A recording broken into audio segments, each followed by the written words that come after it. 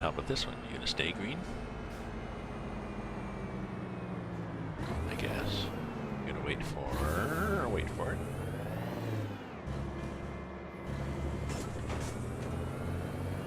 Yeah, I had no problem smashing that guy.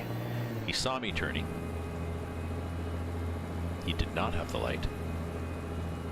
I don't think, unless he had an arrow. Oh, screw you, hippie. Well, we got a bit of damage.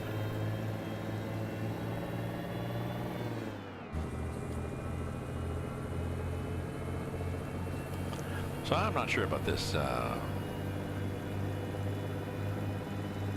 I'm not sure about this winter mod. It's I'm not getting a lot of.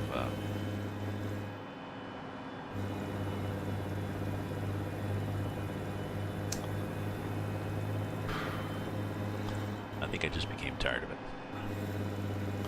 The idea was that the physics is supposed to let you slide around a lot, which is supposed to be a good thing, but let's get over there and get rid of this.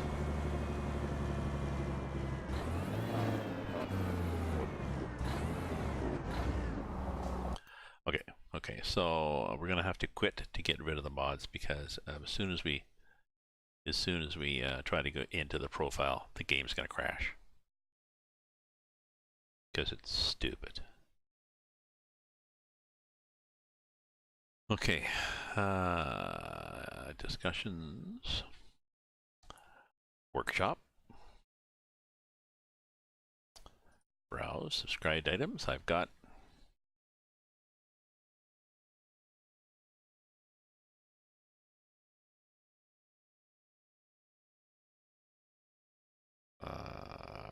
whatever things for that plus that. Unsubscribe.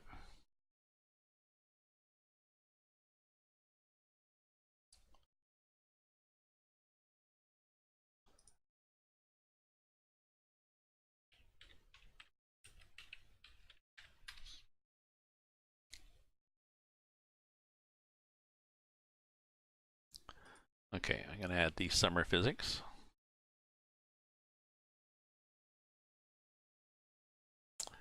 And then we'll start the game again. Just got disconnected. Oh, okay. Well, it must be the semaphore between the mainland and Australia must have broken down for a bit there.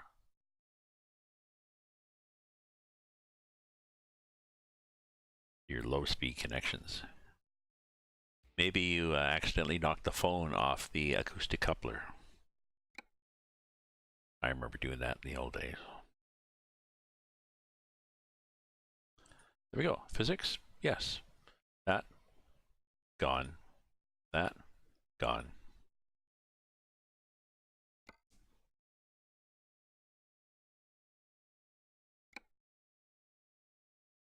So it's bloody cold here. Like I say, my car barely started. Just sort of, really. It's a 2008 Mazda 3, which is a good car, but the battery's maybe, well, 2 years old. But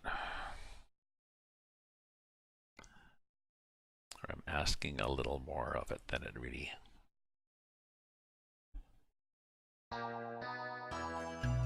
Ah, Hunter Lanky, thank you for the follow. Thank you, my friend. I think that brings me up to 405 when the number finally goes click. It shows the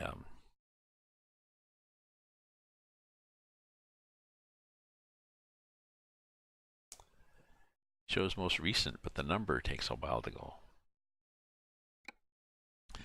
Appreciate that.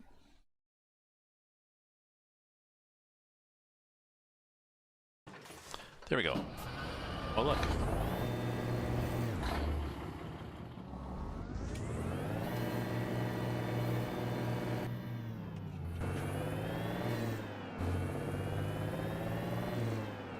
There we go. See how much brighter it is? It was getting drab. The winter, and it wasn't really giving me the physics, and I don't really need the added physics with this anyways, because Although I did go around a corner, I'm not sure if it was a winter mod or just regular, but I did go around a corner the other day with this load and tipped everything up onto, I guess tipped everything up about 30 degrees up to the right hand side and then back down again.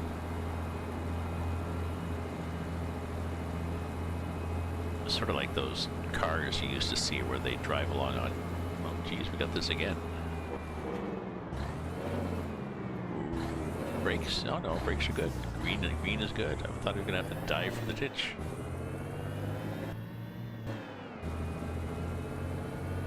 Yeah. Oh, that's part of this physics mod. The brakes don't work quite as well.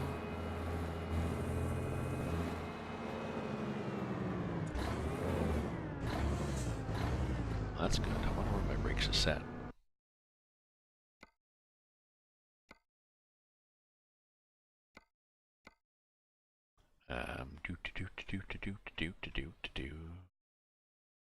Yeah, that's good.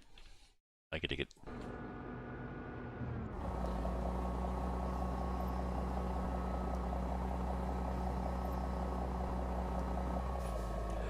So I did another, over Christmas I did another spit in a tube thing for 23andMe this time.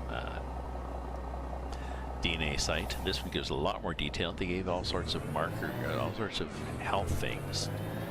Just basically confirming that I'm not a carrier for any sort of things. And, you know, but it was nice to know there's nothing that I'm going to pass on to my grandchildren. My kids are okay.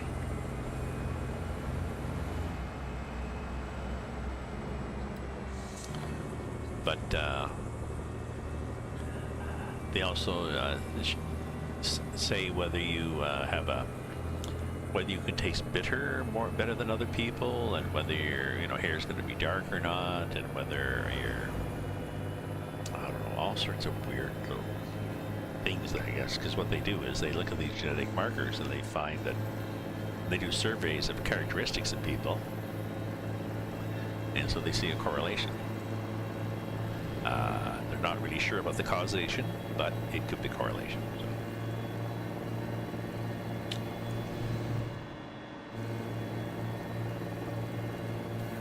And I got a link, I got an email from somebody on this DNA site saying that she lives out in BC, and she's trying to track down she was adopted at birth, but she's trying to track down on her father's side, and she thinks that we're related according to the DNA.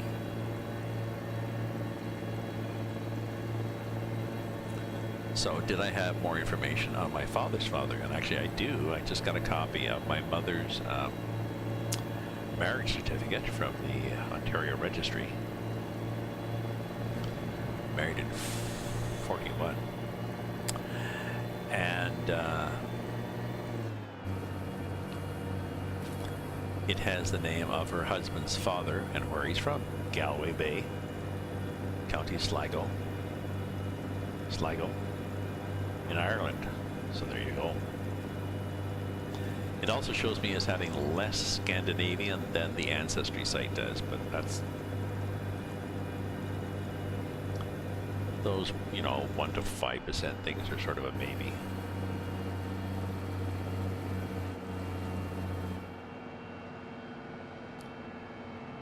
Definitely the wide open spaces here, eh? Is that a lake or a problem over there?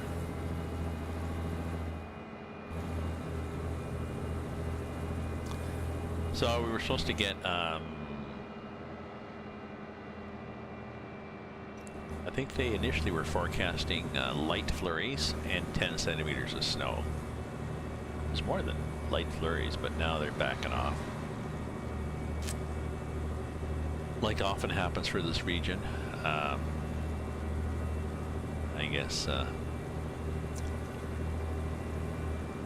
70% time the forecast backs off a bit, and 30% it really hits us.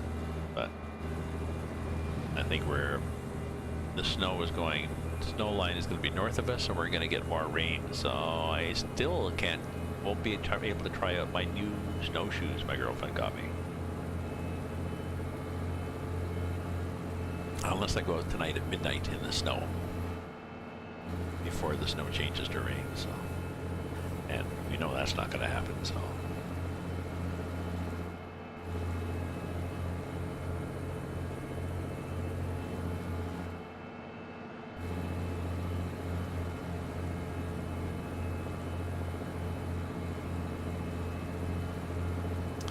So, for all those interested, that flashfictionfriday.ca, it's a site that I started because I wanted to get back into being challenged weekly, and I couldn't find a site that did it for me. So I decided to do my own. So even more pressure to do it. And the intent is to also get people to critique.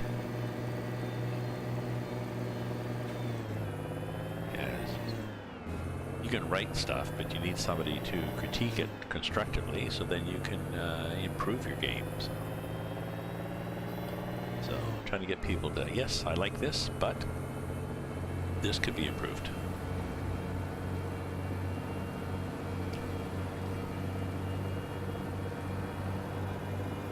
As opposed to having, you know, a mother or partner saying, oh, I like this.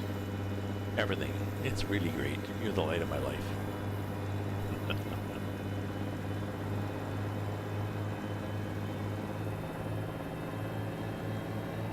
Seems to be raining somewhat.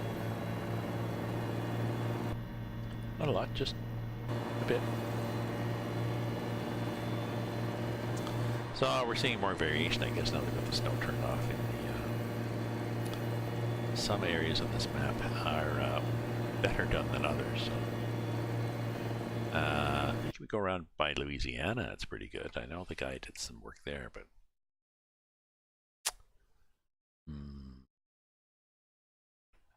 New Orleans, good. Could do a little loop down here. And then here.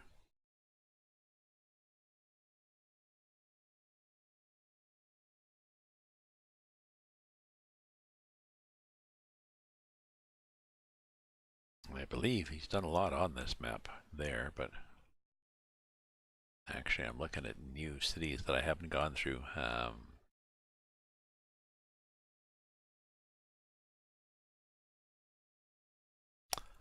We'll see. We'll see. How are we doing for gas, Gramps?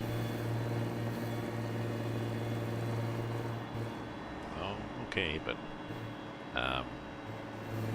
when this truck runs out of gas, it's a little more serious.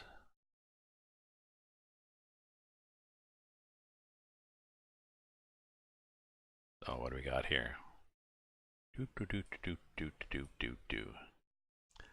See. Might stop here.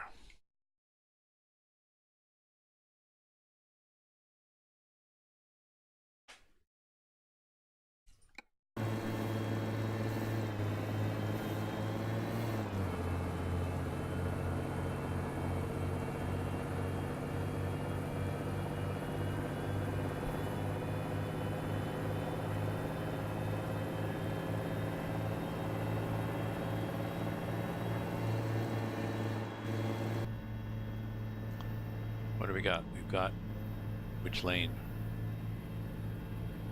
Can't tell for the cars ahead. People are switching right, left, left, right. Left, okay.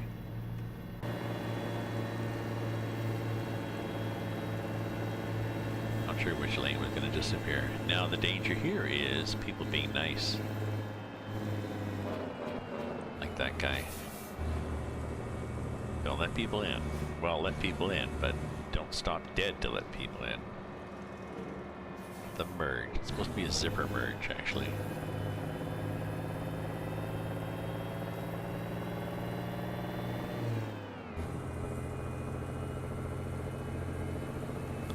Yeah, we're at 405 now, Hunter.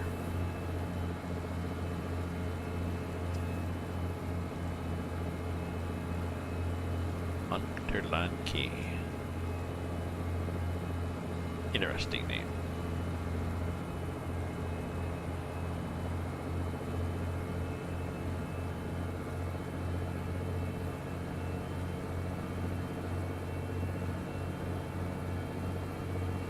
So I figured since my friends are such as Steph, we are trying to get back into work after having a break. I'm trying to get back into work too. I started these, you look at my various sites, I started this round of words in 80 days thing up again. 80-day challenge where you set some goals. Easy. Smart objectives, and track yourself twice a week, and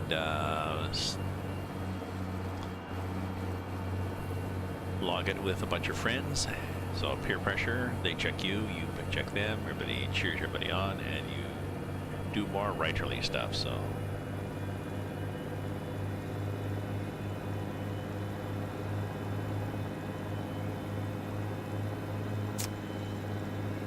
I'm thinking of this week's story now. This week's story is supposed to be a photo. It's a really nice photo of an autumn scene. So I'm thinking of fall.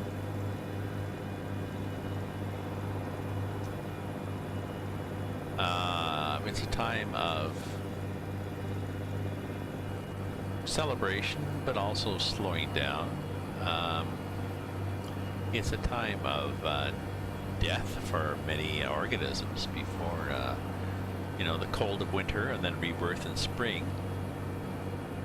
And I decided I'd bundle some colonists in with that who are on a planet that they've discovered. I'm not sure if it's 60, 80 years, whatever. The year on the planet is pretty well, I think it was going to be 80 or so Earth years, 80 or 90 Earth years.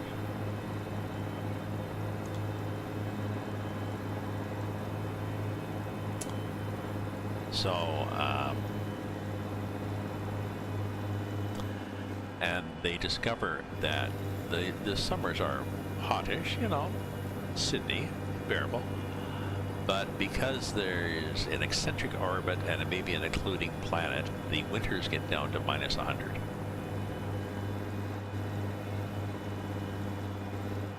And they don't have the energy and resources to survive a winter.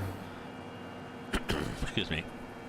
And a lot of people die over the winter anyways because it's 4 months, and they're, remember, you know, how long the year is. So they end up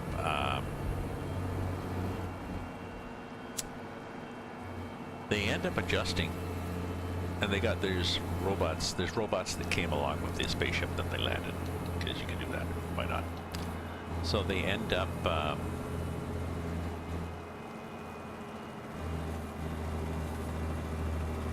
do I go here? I go here. Ooh, accident. Bad stuff. Too bad. Sucks to be you. So they end up skewing their year. They decide, like the robots, there's not enough energy to let the colonists survive over the winter, and the old ones die anyways, because it's, like I said, it's, you know, it's 4 months, and so they end up changing their year so that what they do is they save embryos. The robots look after embryos, and in March they grow them, and people are born, and then, you know, it's just a little less than 10 years in a month, so, you know, in a couple of months they're 20. So they live their whole life, spring, summer, fall, and then everybody dies at the end of the year. And if you don't die at the end of the year, the system's not going to keep you alive, because what's the point for 4 months? So you have to die at the end of the year.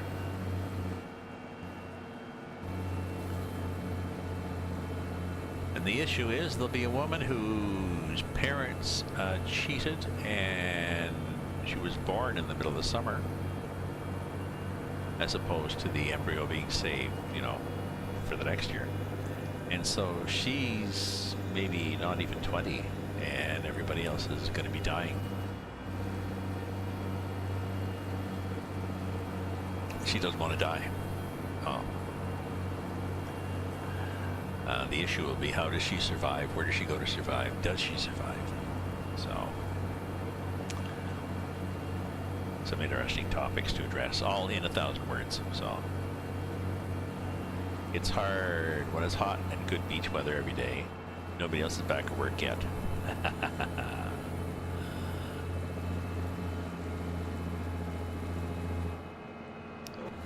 Oh, what the hell? Oh, look at this. Look at the map's got me doing.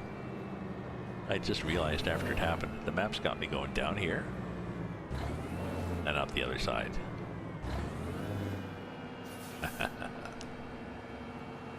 Stupid game.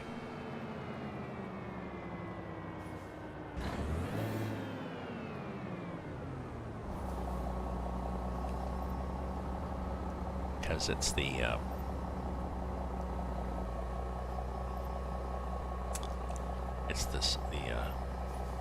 small roads mod, which picks small roads, including, oh look, this is smaller. This is a side road.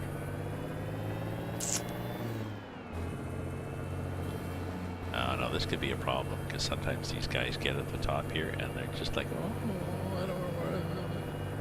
They don't cut in. No, they're cutting in.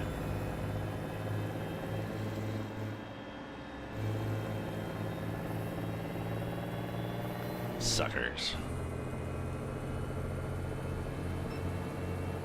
Oops. I possibly clipped one of those. My trailer.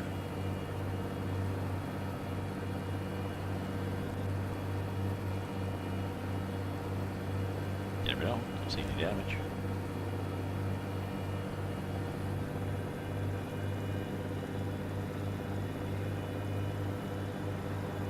I did not get to the beach often enough last summer. Yeah, running out of fuel. There's a beach is about a 20-minute walk from here on the river, but still it's good unless there's been a lot of storms upriver, in which case the Quebec side, the sewage plants dump into the water. But I swim with your mouth closed, so we're good. Now where do we want to go? Geez, there's a lot of choices for gas.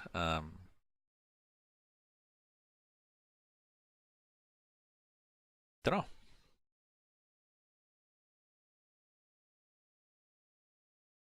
This one, I guess.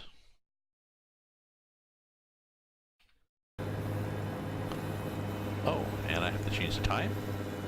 Well, no, not really. I have to get more wine. Oh my God. Okay, wine break. Don't go away, folks.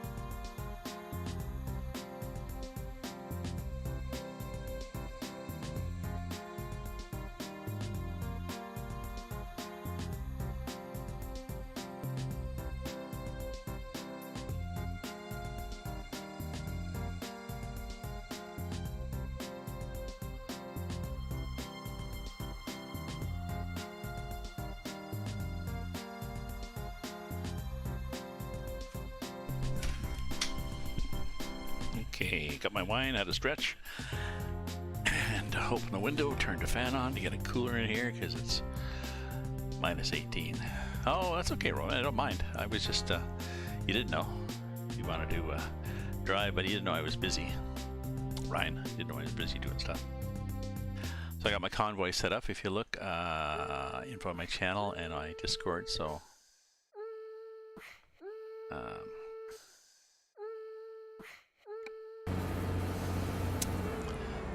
welcome to join.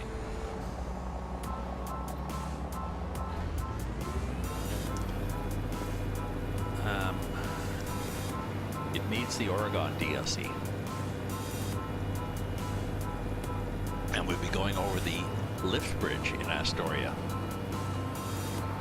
Just for the interest sake. So you'll need the Oregon DLC and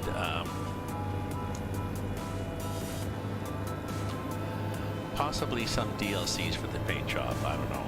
I've got a bunch of DLCs I've added, and I tried taking them out of my multiplayer, and it's too hard to do. Oh, sorry. Oop, there we go. There we go. Thanks, Steph.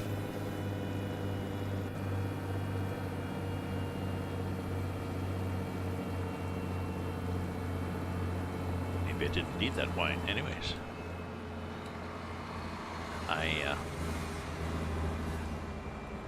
So yeah, there's a number of DLCs that add little paint features, and I'm not sure which of those enable the styles that I happen to have chosen for my trucks. But my trucks are, if you can do something, I just tell people if they can do something, it's red, bright red on top, and the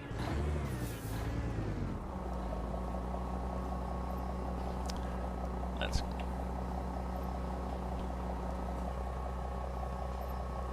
there we go. The truck is bright red on top and black on the back, the bottom half, and the trailer is the opposite.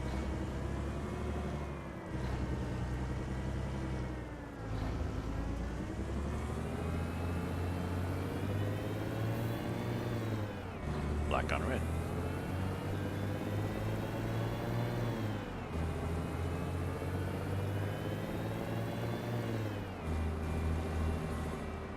Oh, is this the inn?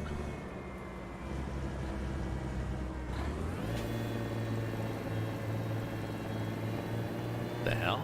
Looks like there's several parking lots, all with annoying entrances. Oh, I'm glad I didn't take the other pumps, the ones that don't have any peanut.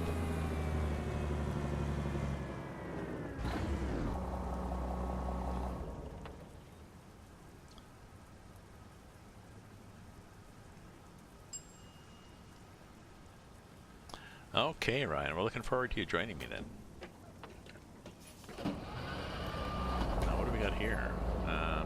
Okay, we're good. Oh, there's a little cafe, isn't that nice? We could stop for a beer. Well, we could.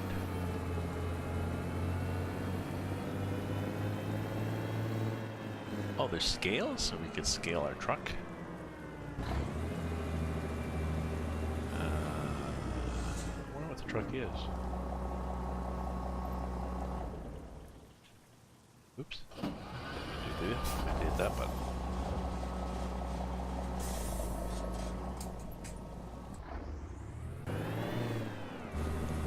Let's check it out. These are the things where we find these kind of stations with the scales, especially the ones where there's even a longer run up. It's a lot of fun for our group. We just go as fast as we can and see how well you can jump over the scale. I think this truck's like 9 tons.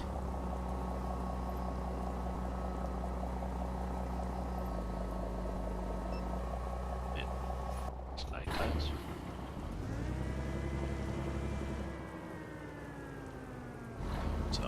to see what the if we have to go over a weigh scale, we'll see what this B train weighs, because it's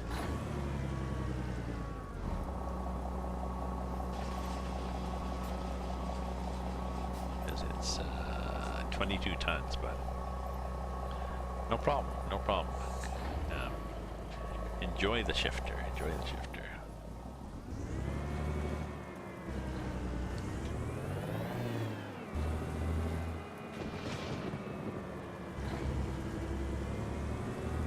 Guess we get out over there.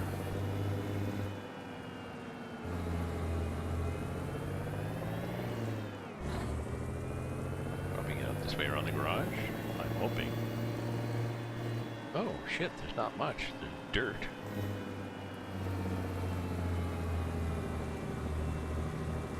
But I wanted to get at this angle, so it's a good angle. Oh, because coming the other way I would have had that bloody fence. Ha ha ha ha. Aren't we smart? Well, not if we get hit by a car, we're not, but other than that, aren't we smart?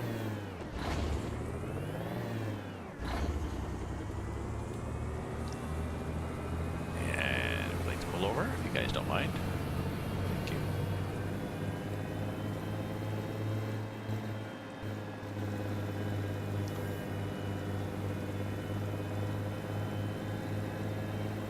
Yeah, Ryan got a new Thrustmaster shifter, but he was wondering what sort of options I use for shifting.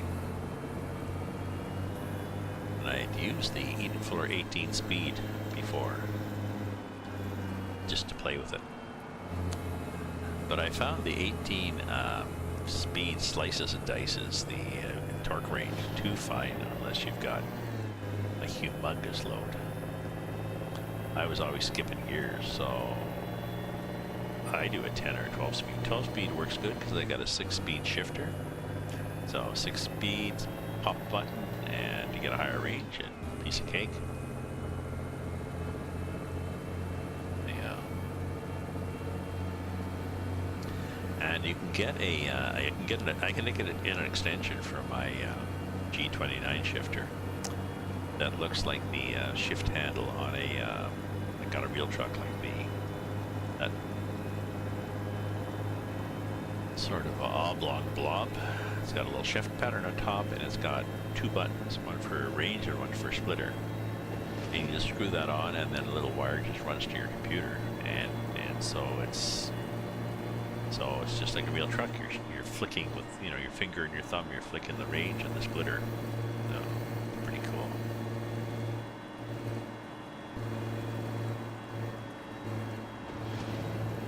Yeah, the older trucks with the small engine, you just have to spend all your time going through gears. Now, if you use advanced shifting, you know that. If you use advanced shifting, you can float the gears.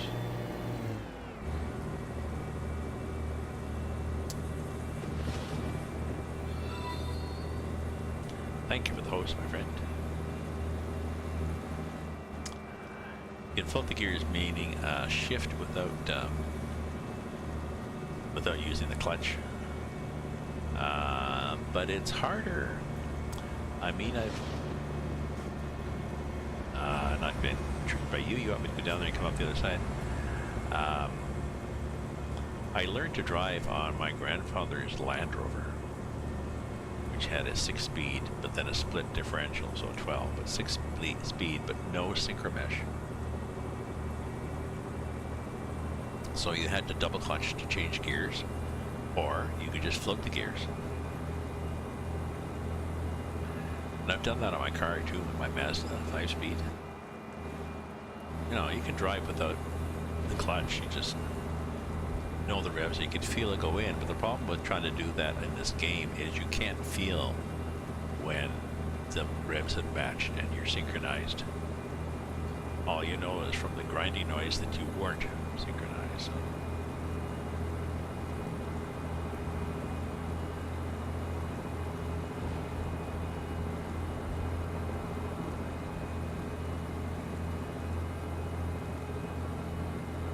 Anyways, we're on our way to Raleigh, and we still got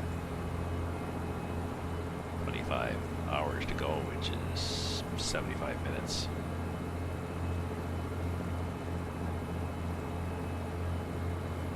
Time is it? 9:30.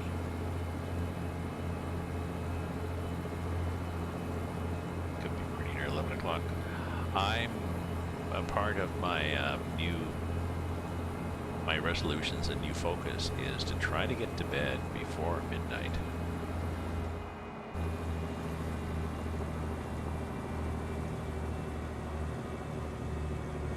I was close last night. You know, 12:30 is better than 2 or 3.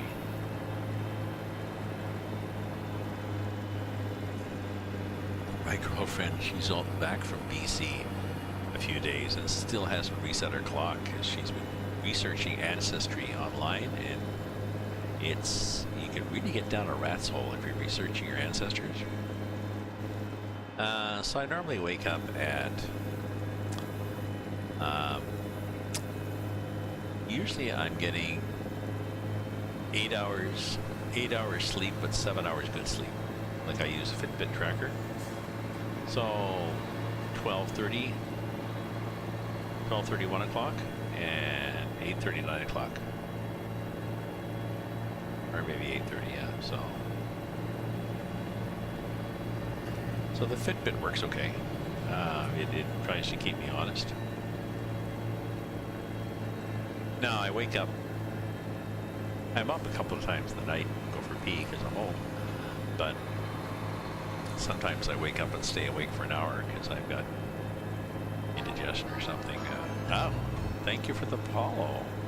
Memo Mama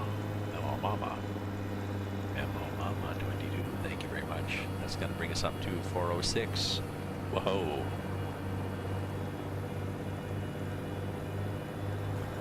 Thank you for the follow, and if you look on my channel, you'll see that I'm trying to adhere to a bit of a schedule as part of my new year. Trying to get on at scheduled times for blogging, or for streaming, and trying to avoid other times.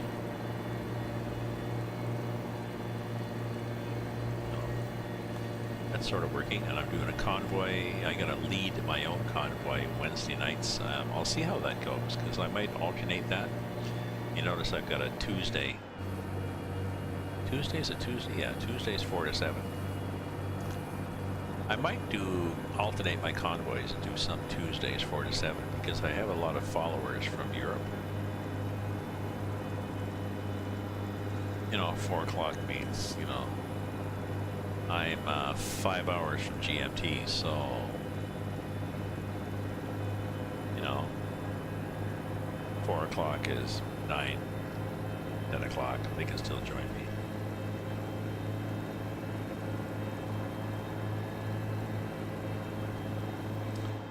So maybe I'll do Wednesday night's ATS convoy and Tuesday afternoon ETS convoy.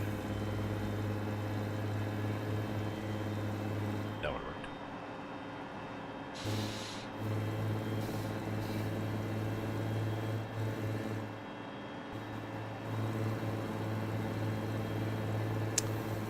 Yeah, I got another story, another flash fiction story to do this Friday, but what I normally do is I look at the prompt. Well, I did that this morning. Look at the prompt. Well, yesterday's, right? You know, and think about the prompt just for a day. You know, if it's, you know, a story based on a song title or a photograph, 5 random words, 3 random mixes of genres. I don't know. I can be creative as to what the prompt is. And then helps to think about it for a day or so, just to let it sort of leisure. Walking around town or lying on your back in the dentist's office or driving your truck, sitting in the bar with friends. And eventually an idea will pop up, and then it's just a question of, it's often a thing That's not very precise. In this case, the autumn got me thinking of people being, the autumn things, celebrate the bounty and stuff like that, but after autumn things die for winter. And I was like, what if there was a race or just colonists or whatever, and where they all died at winter and then were reborn, or maybe the next generation came in March. So I had to figure out the logistics of how that would happen.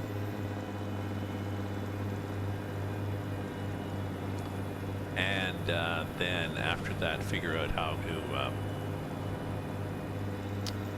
the hell, am I going the wrong way? So I babbled my way to the wrong intersection. Figure out how that would happen. Oh yeah, why am I going to Lafayette? What the hell? Why am I... how the hell did I get here?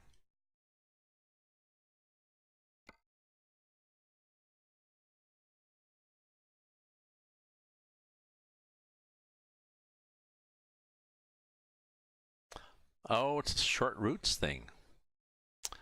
Damn, this short routes thing is a real pain in the ass. Just let me turn this off. Because the short routes adds all sorts of detours just to be the small roads. Teams, just a sec, Ryan. Just a sec, Ryan. I'll let me fix up my map here. Damn them. Okay, we're going to Lafayette and coming right back out just because it's fun. And we're going to bypass that. Yeah, that's okay. And then we're going to go here. Yep. And then we're good. Okay.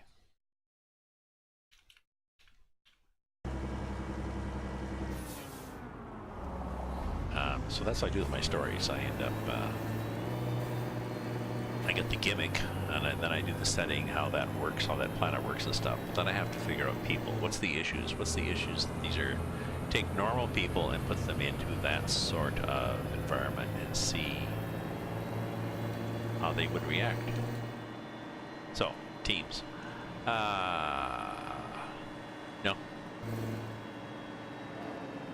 Not a sports guy. No, not really. Sorry. I do hang out at a sports bar.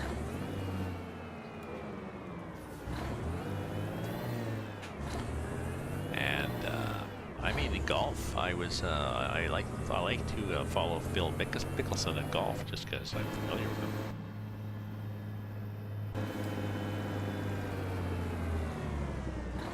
Thank you. I'm turning. Don't change your mind.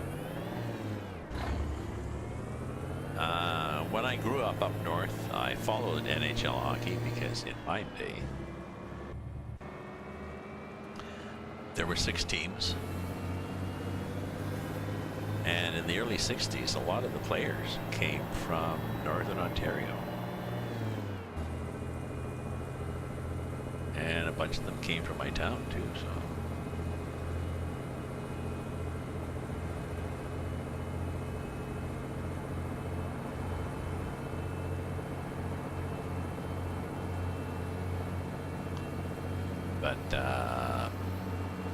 So I'll follow. I just like to follow hockey. My girlfriend and I, we get in a sports pool when the NHL playoffs are on. It's one where you pick players from each team, each of the however many, 16, however many teams are in, and you have to pick like some defense, forwards, goalies, or whatever. And the advantage. You let me in, buddy? If I cut them off. The advantage is that you're in the pool, but you're in the pool right to the final days. That's kind of cool. But I mean, I was into 6 teams, and then there got to be more and more teams, and then I got married and I had kids, and I had no time to watch hockey. Not to really follow it. I mean, you put the kids to bed, you're doing housework, and then my My kids were 4 and 6 when I divorced. So the kids were with me, and it was pretty busy for that week. And when they weren't with me, I was just, I don't know, catting around, picking up babes, whatever. So, Capitals, yeah, people up at the sports bar like the Capitals. Like I said, I hang out at a sports bar just because it's interesting, and I know enough about the different games. They're watching baseball or football or hockey or tennis or golf or whatever. I picked up enough from watching it with people to be able to comment intelligently, or good enough that they'll tolerate gramps.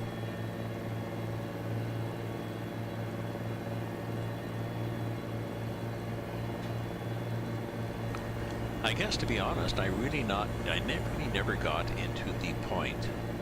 Don't take it. I really never got into the point of following sports.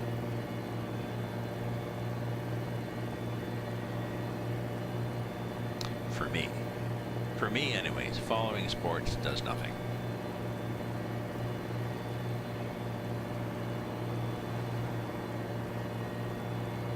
I guess because I figure it's like reality TV.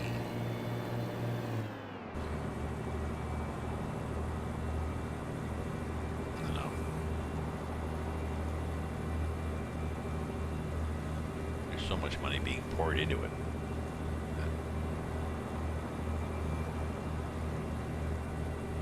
Anyways, Stanley Cup, yeah.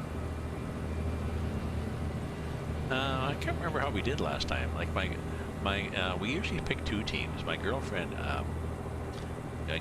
for all her reading problem and stuff, she follows hockey.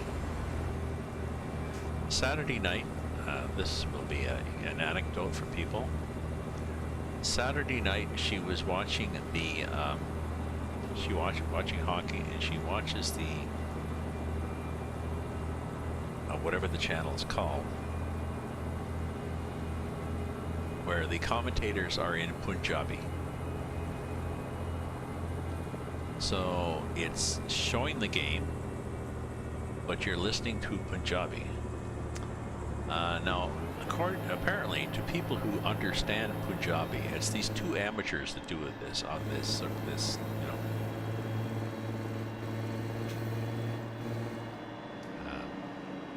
kind of out of the way channel.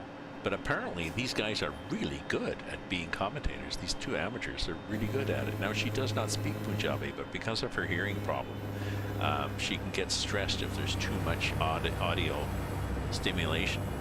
But with this, a lot of it is just them, to her, battling on. But they still talk about the players. They mention the players' names and stuff like this, so she gets enough of it to follow the game. So what lane do I have to be in?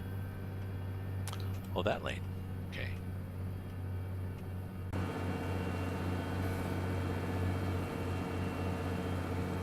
So Punjabi hockey for her. Just enough information, but not so much that she gets stressed by information overload. Triggers her. Triggers her vertigo.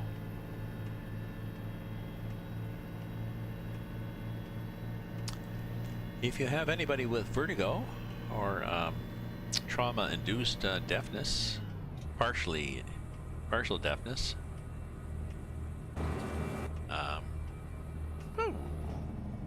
pull right in front. Feel free to ask me, because I've become an expert on it now.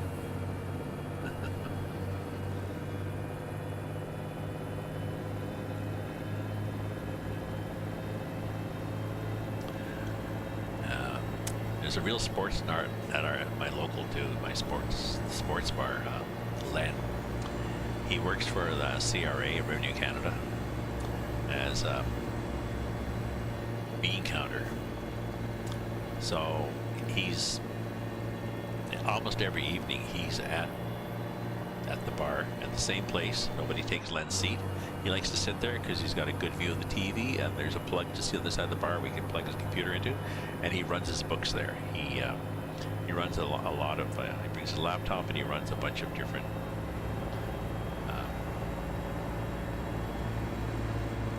Pools on the current game and all sorts of stuff. So Len pretty well picks what's running on the TV, and he has these. He has this big beer mug. I think it's 2 pints. This gigantic mug. And if there's been a lot of games and Len has been there, he gets louder. Strange, eh? Speaking of deafness, the more people drink, the deafer they get. I mean, what's with that?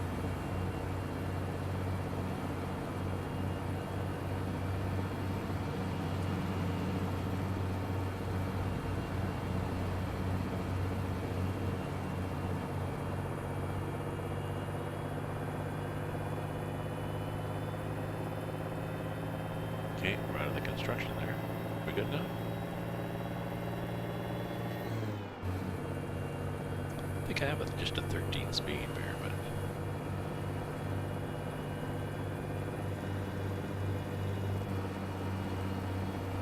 what are we at? Yeah, 406 followers. Very nice, very nice. For those not familiar, I got raided last summer. Ah, you've cheered, and the bits, where did the bits go? The bits are going into the bucket. Do they go through? Do they fall to the side?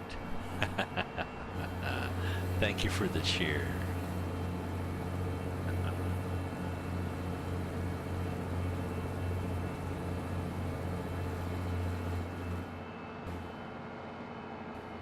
So anyways, I was on last summer, and I think it was, and I got raided by RT Gamer, and he had raided me with like several hundred people, so that was a big boost for me.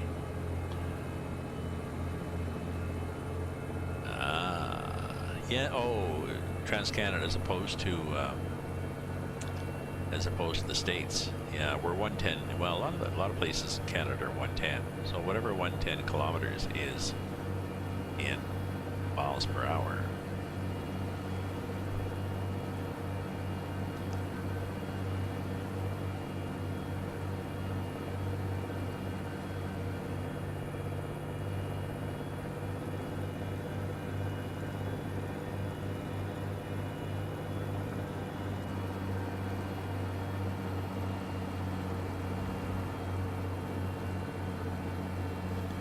I'm not sure why the U.S. changed the speed limit.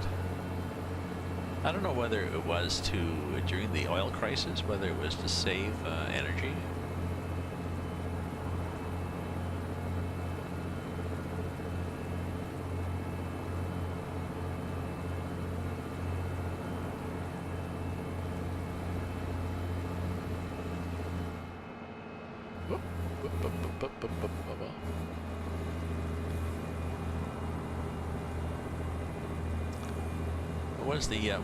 Was the U.S. change when they dropped to 55 miles an hour? Was that to save energy? And was that just a political statement? Hey, we're going to save energy. Like, did they find actually that, you know, going from 60 or whatever it was to 55, they actually measured that the majority of the cars ran more efficiently at that speed?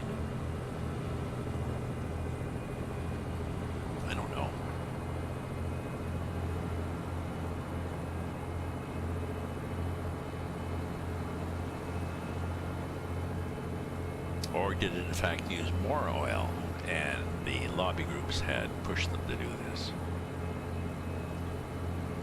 I don't know, because they dropped to 55 a long time ago when we didn't really care much about emissions, so I don't know. Somebody'd have to Google that to track it down, because we have the Google, of course, to settle all arguments, including in bars.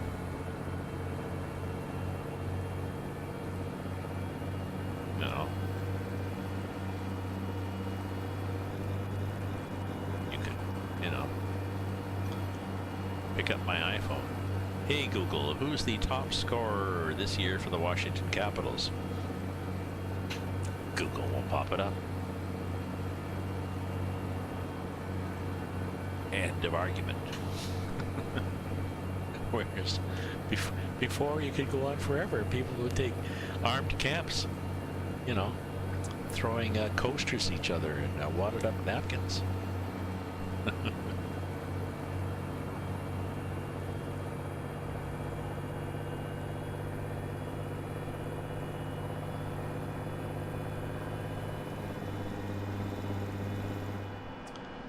So Gulfport, Mississippi, with our Irving B train. No, don't pop out. Oh, all right. Now we're going to find out how much this trailer weighs, right? Because we know our total weight. This is math, kids, okay? This is why you went to school.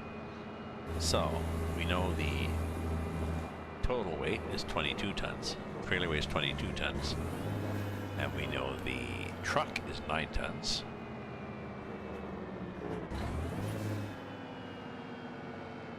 Let's see what we get.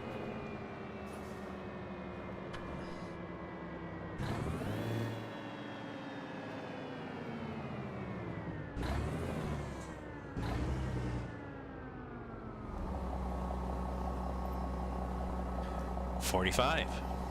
So 45.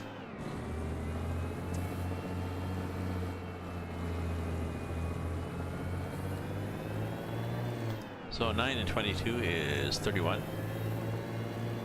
Wow, really? 45 tons. This is 9, and we know our cargo is 22. It's pretty heavy.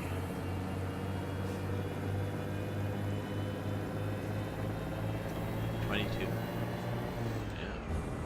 And 9 is... I'm looking at this guy in the mirror. 31. 31 to 45 is 14, so it's 14 tons for this trailer. I guess so. Casman, thanks. This is my B61 Mac. Oh, with the... Oops, sorry. Sorry, buddy. I didn't mean to scare you like that. It's a nice truck. Inside, it looks like this. I've got Marlboros on the dash. I don't smoke anymore. I haven't smoked for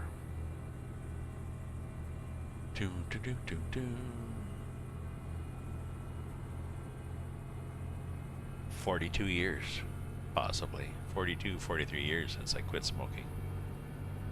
I'm thinking my lungs are pretty clear.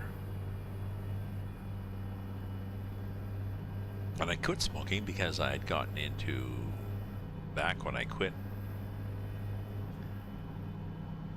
I guess in the 70s. It was not a problem, you know. The Marlboro man was still around. He hadn't died of lung cancer, so we just.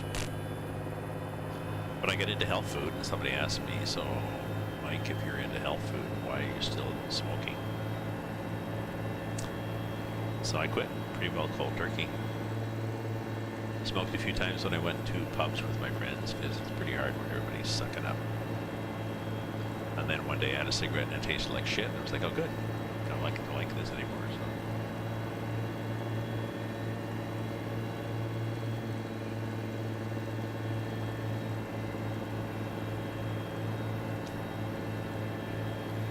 So I don't have 100% sympathy for people who still smoke, especially since the evidence gets more damning every year. I know there's a possibility that there's addiction, but I think you really want to get tested to see whether your doctor told you really were seriously addicted before just self-diagnosing. Don't know.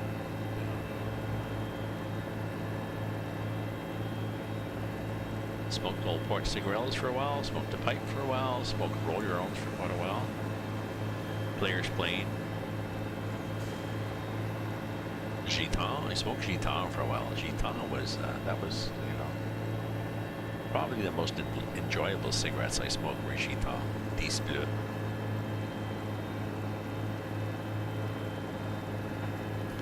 And nobody ever borrowed one except my boss, because he's the one from France who got me smoking a Gitan. But other than that, we'd sit in the conference room with all the other PhDs, because I worked with a bunch of PhDs. We'd sit there at one end smoking our cigarettes, and I'll just sneak over here. People would make us sit a few seats away just because we reeked so much.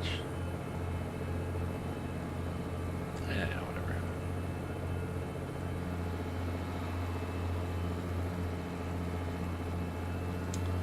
I should look him up. I wonder if he's still around. I wonder if he's dead.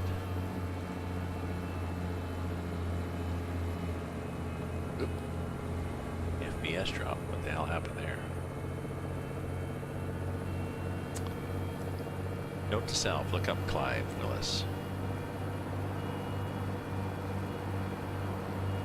Nice guys. I worked for Clive and Bill Seton, and they were both PhDs working in physical chemistry on research for pulse radiolysis. I was the electronics guy setting up their photo detectors and stuff, and also when they had to run gas experiments with 50 different variations, I was the techie that ran 50 different variations, because they knew I was picky. They'd get good results from me, so I wouldn't screw around. So. And I got my name on top of other papers. So.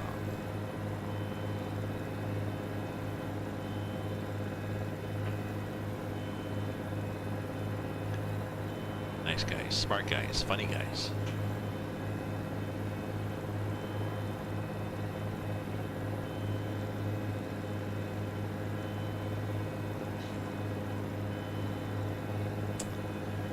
I'd find Clive.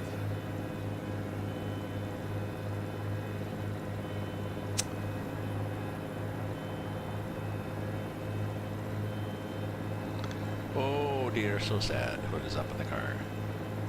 Where the hell are we? And what's the temperature here? Oh, we don't have a thing. We got nothing on this truck, I don't think. Do we have a thermometer? I don't think so. No, we don't have a... On my FLB Freightliner, there's a mod in the upper left, which is an add-on computer that gives me a bunch of things. But... no problem, Ryan. We're chugging on. We are... What the hell are we?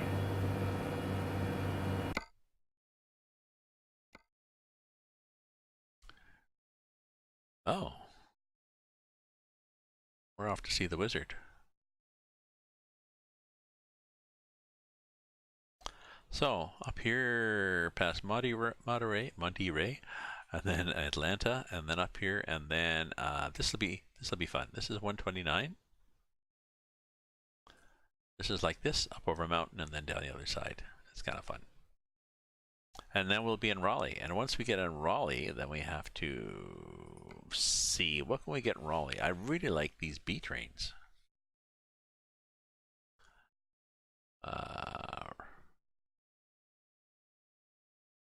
Sorry, Raleigh's in North Carolina. I had somebody watching the other day who was from South Carolina.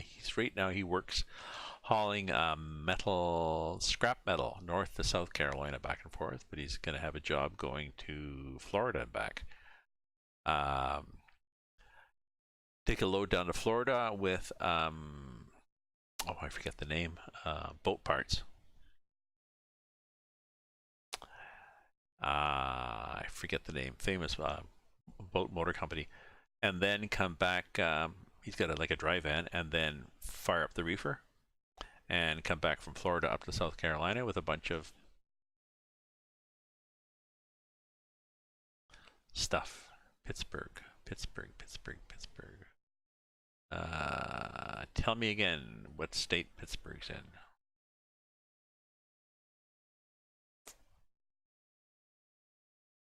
Pittsburgh. Pittsburgh, Ohio? Pittsburgh, Kentucky? Pittsburgh, California? Sorry, I'm just drawing a blank on Pittsburgh. Pittsburgh. Pennsylvania. There we go. Yes. Okay, I found it seconds before you typed that. So Raleigh. Raleigh's going to give me, but I want my,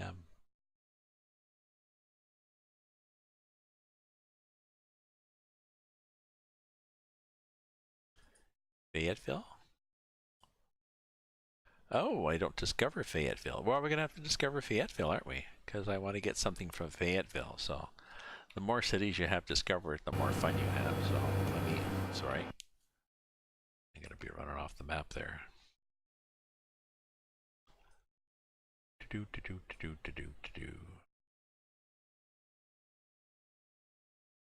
I have discovered Fayetteville. Why couldn't I get a job from there?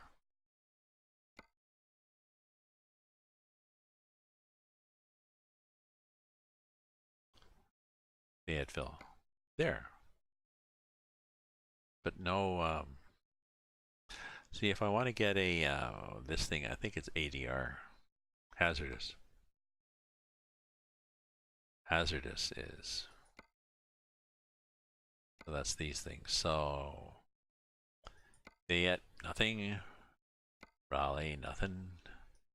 Wilmington, fireworks. Columbia, nothing.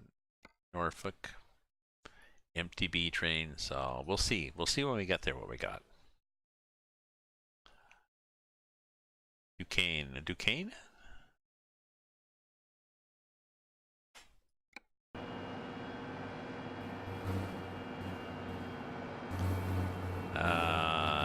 Duquesne University where? In, I mean, if it's Duquesne would be pronounced Duquesne.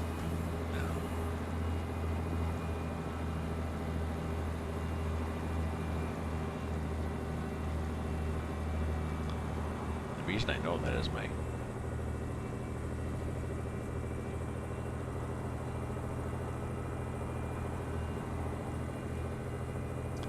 reason I know that is and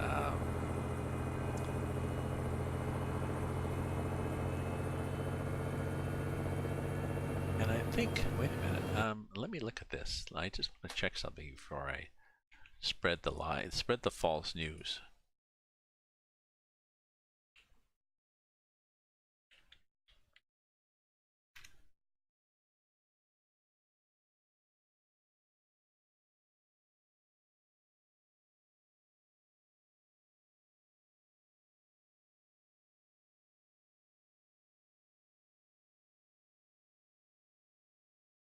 Yes.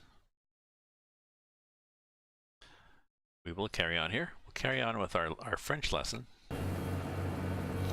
My grandfather's name is Beauchesne. Oh, scholarship of the Roy team. Excellent. Good for her. My grandfather's name was Beauchesne, B-E-A-U, C-H-E-S-N-E, or C-H-E circumflex, a little hat, N-E. The little hat signifying that there was a letter dropped. Yes. And it means beautiful oak.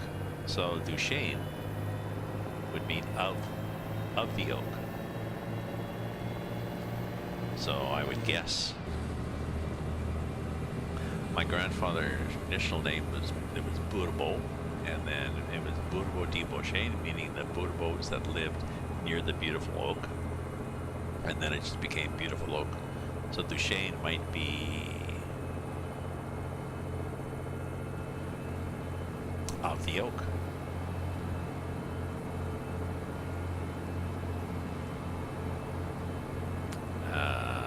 But interesting, I mean, Pennsylvania,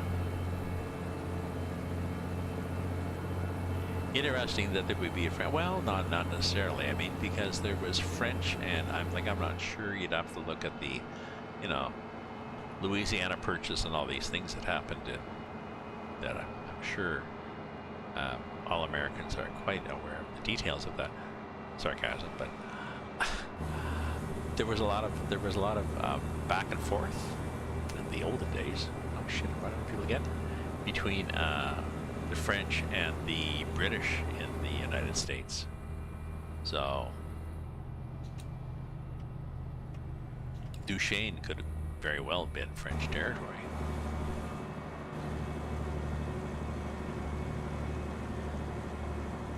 But it'd be kind of cool to be from Duchesne, because then you would have to correct everybody who tried to spell it as D-U-S-H-A-N-E.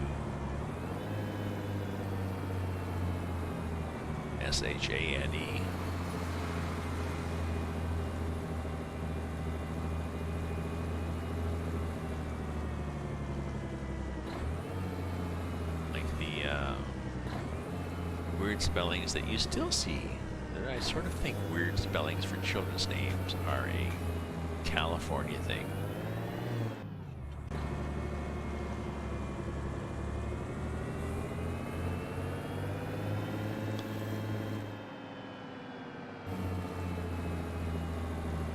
You know, just too many extra letters, weird letters.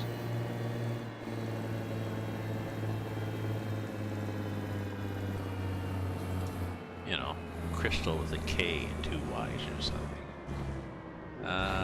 Okay, let me look at this carefully. Now, if we go there, actually the far one is probably better because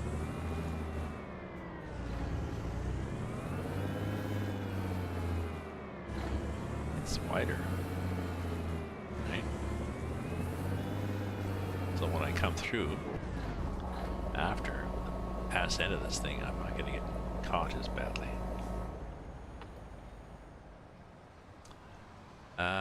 Interesting, yeah. Quebec and Louisiana, same civil Napoleonic code. Quite likely, because I mean, once you've established a country and decide what you're. Okay, Ryan. Yes. Maybe we'll see you tomorrow. Yeah, tomorrow or Wednesday. Sure. Sorry, did I fill up? I did.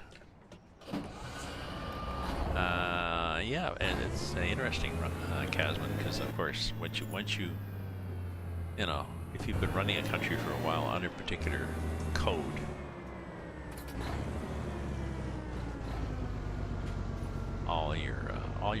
basically all your land and everything has been done into that. So.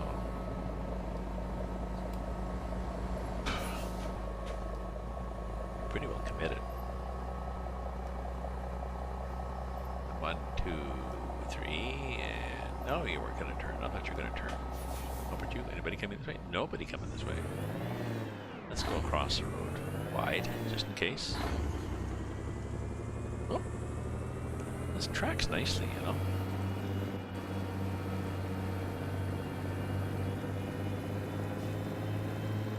So if anybody wants to join me for convoy, I'll be running one tomorrow night. Sorry, Wednesday night. We need 8 and 11. Details are on my channel, and you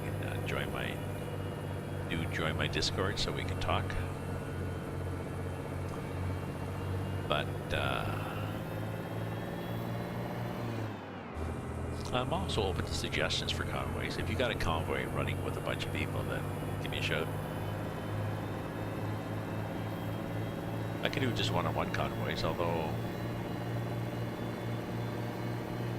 multiplayer is not as exciting as the regular game, just because there's a lot less traffic.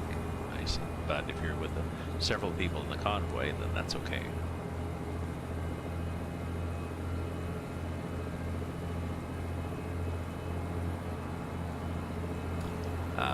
Yes, they are. Yes, they are, Casman. Coast to coast. I'm running coast to coast now. I'm 1.33. There's a few little glitches here and there, but I haven't seen a lot where somebody says, you know, they run into a wall, or there's, you know, a sign missing or a duplicate sign, but nothing critical. Canada Dream has been upgraded by Mantrix, I think. Somebody tweaked it so it was compatible with 1.33, but the oh no, it's not Mantrix. Maybe was Matrix who dropped it because he was running it and then he dropped it. I think people criticized him or something, and he said the hell with it. So Canada Dream is looking for people to. It's begging for somebody to take it over and run it. I would if I had the time or knowledge.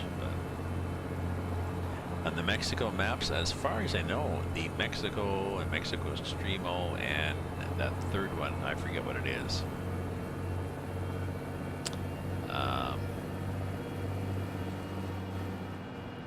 There's a third Mexico add-on that clunks on even farther down, and I think they all work.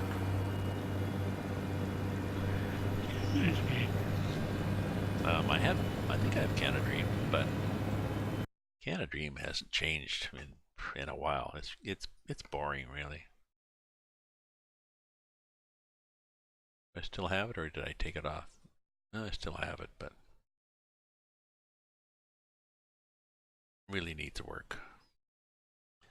And I don't have Mexico. Like Mexico goes here, and then down here, and then there's another one down here. So, meh.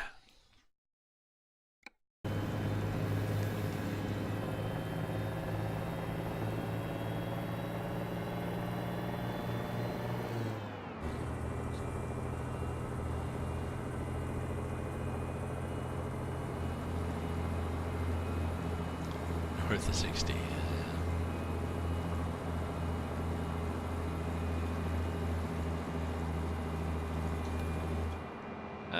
We need to be over here. Sorry, we need to get over. Oh, we're good. Okay. But we still need to get over late, really. Probably. We'll just cut that guy off.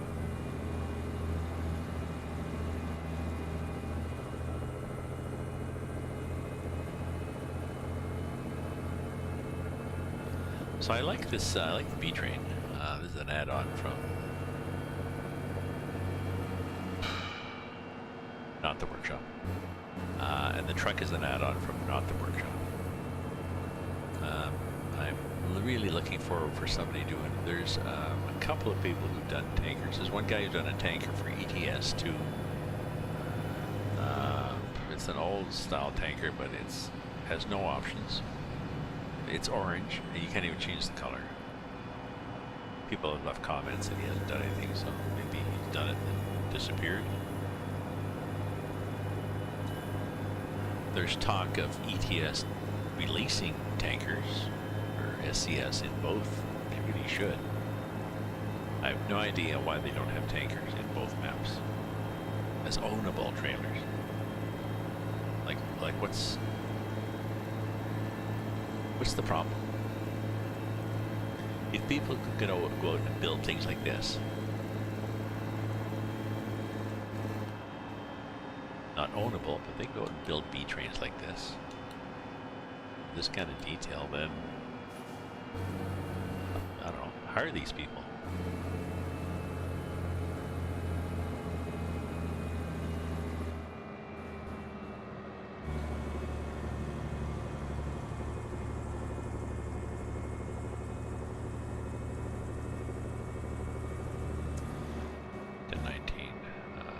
I should get more wine and check the weather. Its forecast was snow. I looked earlier. Oh, there's a shuttle. So I guess there's possibly a shuttle in this town. I looked and there was snow, like a centimeter, whatever that is. You know, half an inch, 3/4 of an inch. But. And snow was still coming down. It was big, fat, fluffy flakes, which usually means it's quite, it's getting milder. Oh.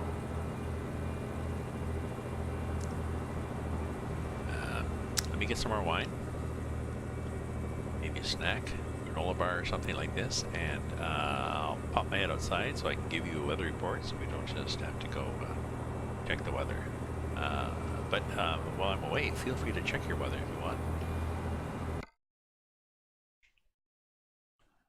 Comme ça.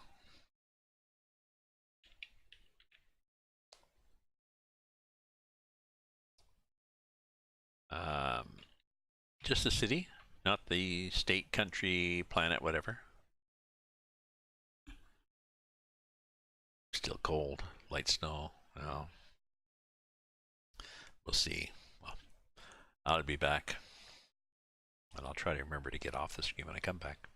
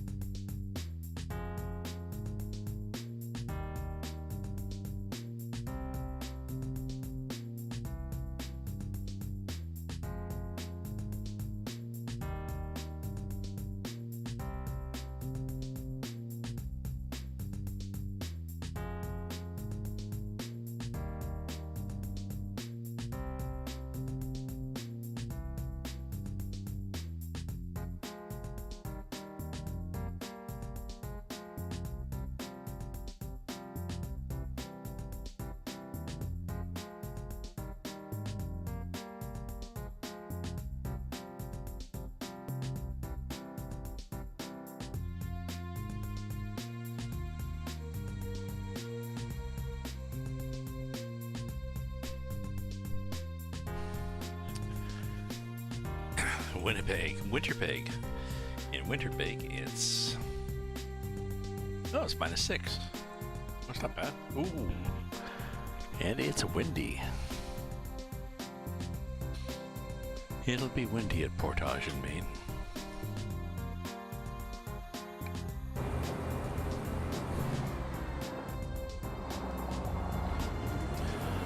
Portage in Maine is a famous downtown intersection in Winnipeg. And apparently a number of years ago, in the interest of improving traffic flow, they took all the pedestrian crossings out, so everybody has to go underground. Like through, malls and passageways to get up the other side, which possibly helped the traffic, but it meant that Portage and Main was no longer visible to normal people who weren't in their cars with their stereo going. So there's apparently a project underway to reclaim Portage and Main for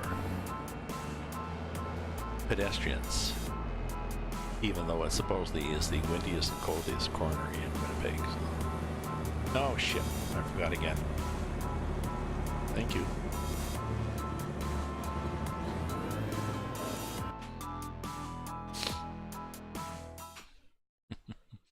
Sorry. I usually get to turn my no, Portage and Main now is designed to be anti-pedestrian. So thanks, Casper.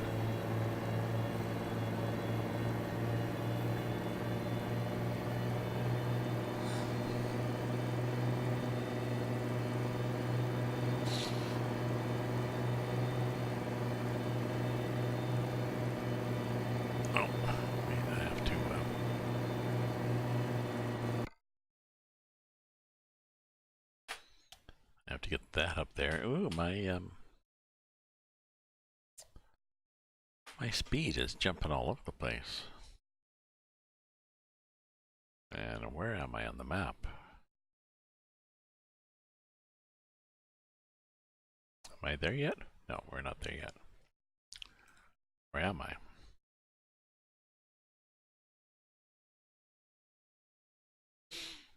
Oh, I'm here. Going through Auburn.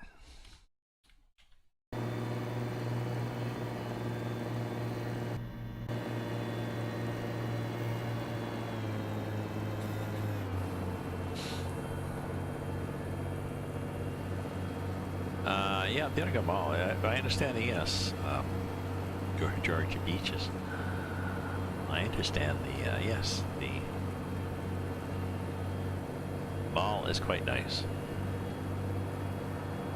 Toronto, I don't know if you've been to, if anybody online has been to, from Toronto or has been to Toronto. Toronto has a thing called The Path, which is a underground network joining together the various malls, under buildings, and subway stations, and just underpasses and stuff. And you can cover a lot of downtown Toronto just by staying on the path underground.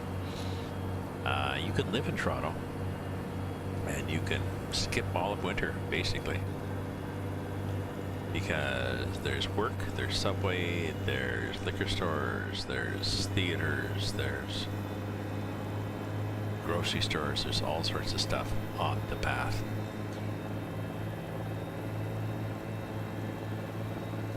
And there's people in Toronto whose only exposure to winter is looking out the window from their office or a coffee shop.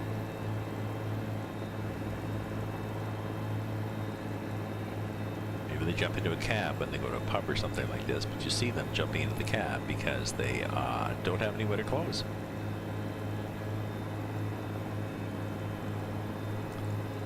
They don't have winter boots, they don't have winter coats. Now, granted, if you go pubbing and stuff like this, winter wear, I know my local coffee place is remarkably sparse in terms of coat racks and stuff.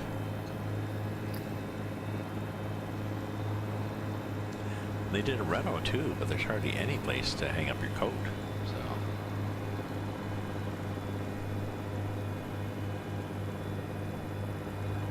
So people take their coat off and just sit on it. But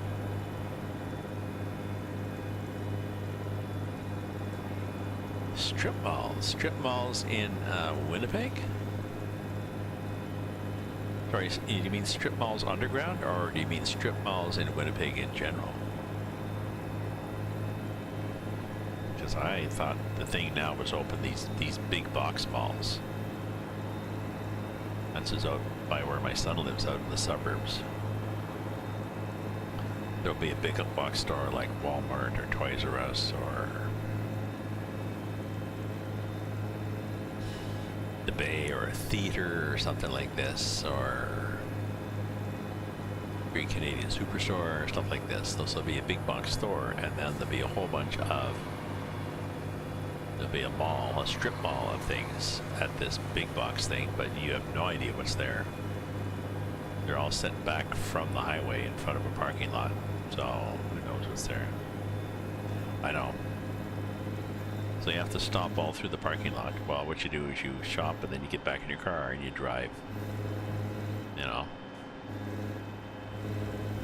a few stores down, park again, do some more shopping, get back in, drive some more.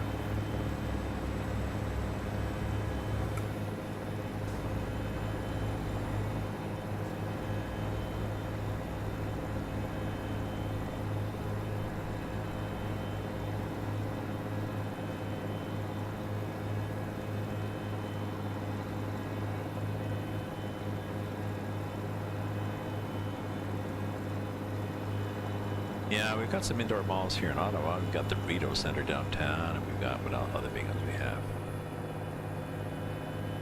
South Keys, where everybody gets shot all the time. Bayshore, which has been here forever. Saint-Laurent out in Orleans, where I used to live, a French area, as you might guess. For all my French heritage, I never really learned to speak French. Just did not have an ear for it. So once the kids grew up, the cat died, I moved out of the French area downtown to a non-French area. So I can understand French, if need be, a little bit. I can speak a bit, I can read a bit, but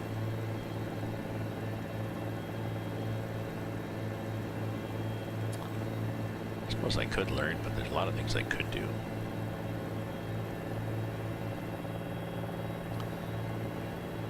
So, nice trees here. Whatever the hell this is in this countryside, it's they've decided that they're going to have evergreens. That's good.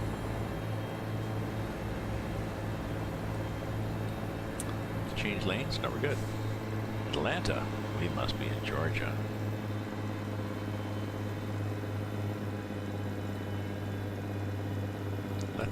Let's just pick the middle lane just to be annoying.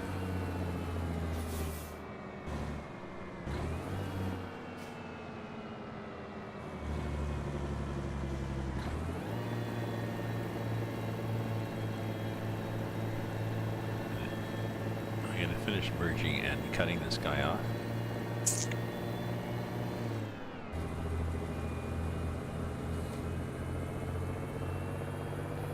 There, we're good.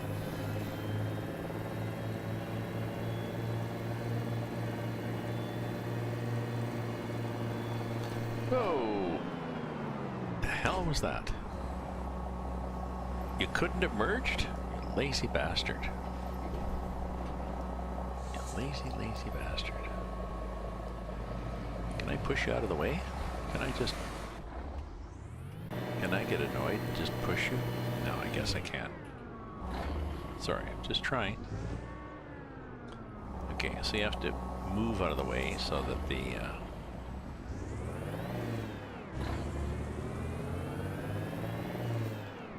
I was trying to cut him off. That'd be nice to cut him off. You just stopped all of a sudden saying, well, what'll I do? Well, you merge, you idiot. You don't stop.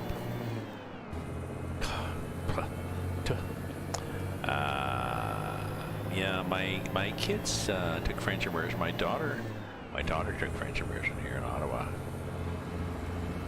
She was quite bilingual for a while, but she still is. But she worked like in summer jobs here in Ottawa at museums and stuff where they need you to do bilingual. And a lot of the kids, 2/3 of the kids that were working there were actually French that were bilingual, like from the Quebec side. And so when they were just hanging around the lunchroom, just joking around, they'd speak French. So she got her immersion. I mean, she took French immersion through school. I took a few French subjects in high school, a few French subjects at university.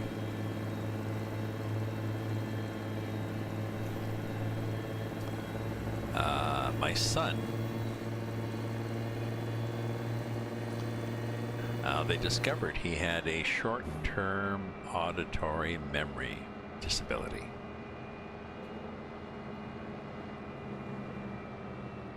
Yeah, piss off, buddy.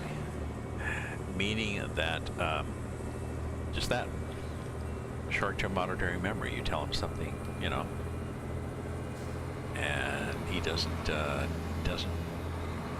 lay down the path. It is in his memory. So in French immersion, where they're giving you French words and stuff like this, well, he was kind of screwed. And unfortunately, he started off in French immersion. And they took them a year or two to discover that he had this problem, thanks to my sister, who's a school teacher, and got him pushed us to test him and stuff. So he missed out on all the phonics. So then when they put him in English, he couldn't read English either because he'd missed the phonics. So when he got there, he's a smart kid, but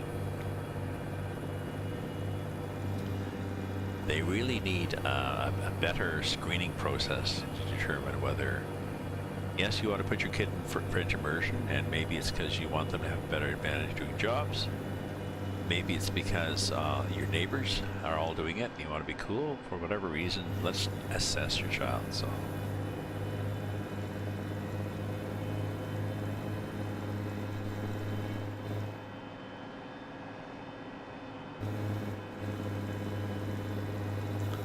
bye, guys. Oh yeah, why don't we change the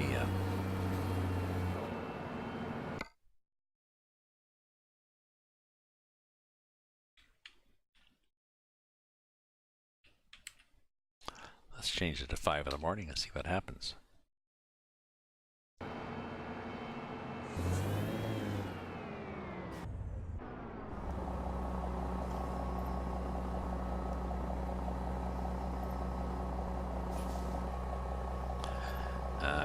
He's got a new job now, 39 or whatever. He started a new career, found a career, because he didn't really have a serious one. He was in retail and electronics and stuff, and now he's got a career sort of as a security guard, but it's working for Commissionaires, which was a Government of Canada organization set up to hire veterans after the wars.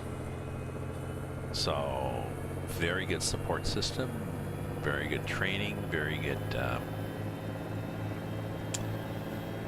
job prospects, good pay, and now they take non-veterans.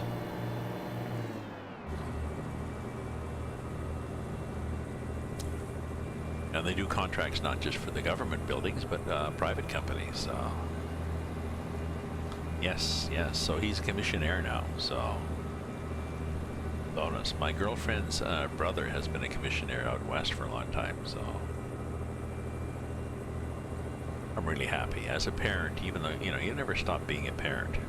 So as a parent, I'm very happy that my 39-year-old son has found what might be a career, a long-term career. He's happier too. Wife is happier. His mother is definitely happier. She still would want him to be a brain surgeon, but that's okay. Well, again, anybody can get access to the Legion.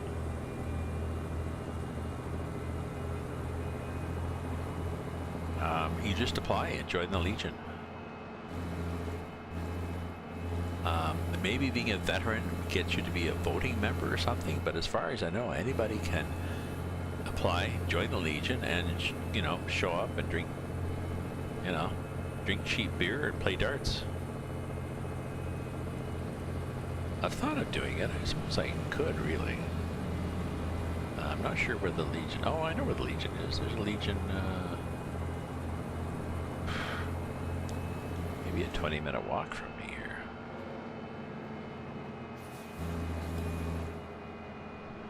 I suspect I'll be in the wrong lane here. I'm signaling, but nobody's letting me over.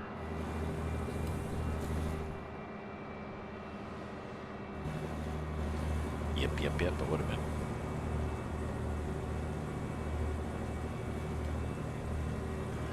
So feel free to join the Legion. I don't know whether no, I hate to I hate to wake Steph up because I'm sure she's napping. Well, not really. It's just after lunch. She's probably thinking about lunch. But Steph, in Australia, is there Legion in Australia? Like in Ontario, Canada, the Legion is basically a club for ex-veterans, but anybody now.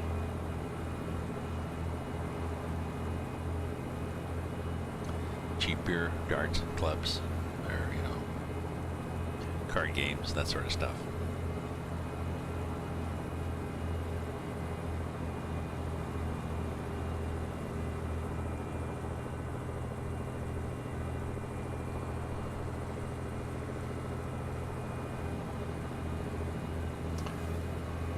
Now my stepfather,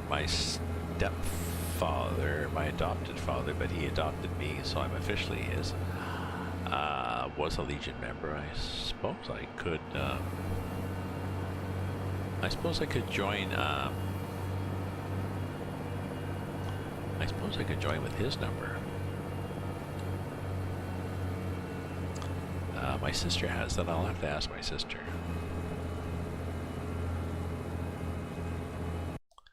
What's this popping up on my phone? Ooh. Oh, my girlfriend did a post on her blog. Good for her.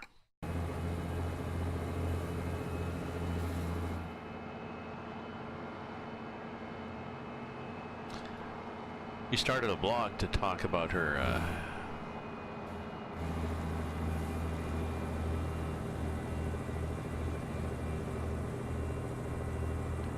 TBI, whatever the heck that is. I forget what TBI is.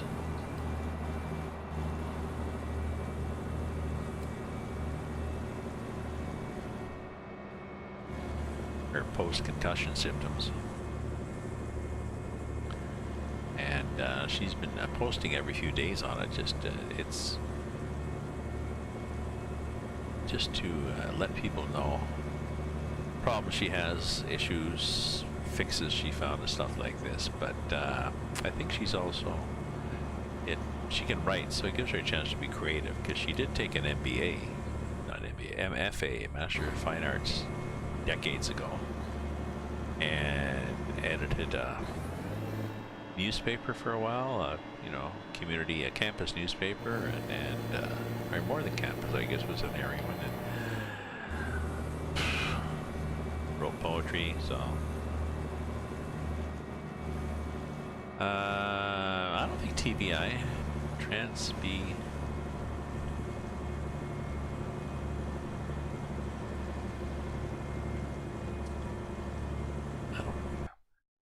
Let me look to see whether she actually, she describes it.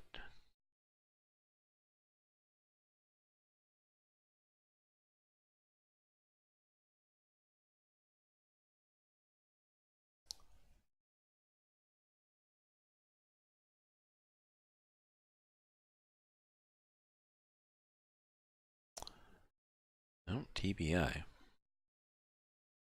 I don't think it's the job. No, I'm just looking at her post. She's got a post up, which is good. Good for her, so.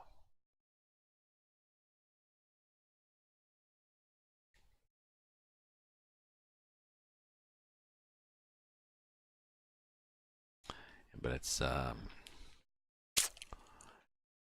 trans, not trans. Oh, traumatic. Traumatic brain injury. So dealing with the symptoms, post-symptoms of a traumatic brain injury, otherwise known as post-concussion.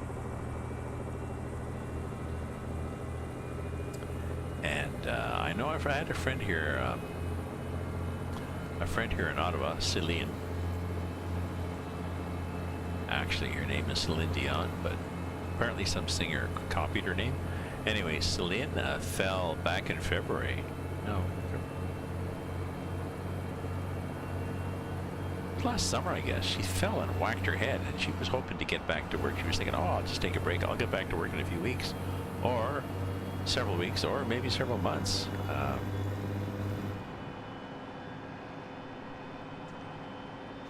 So it's I mean, sometimes you have a concussion and you bounce right back and you're fine, but sometimes these symptoms for a concussion can just hang around. And it's not as if they can operate and, you know, and duct tape things together. Even the, you know, whether they, you know, whether you, it used to be like sit in a dark room forever. And now they actually want you to get out and do some stuff actually to help your brain rebuild pathways and stuff.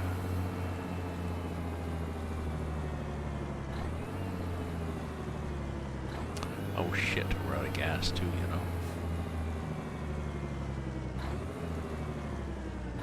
Look at my gas, look at my gas, look where we're going. Been there, done that.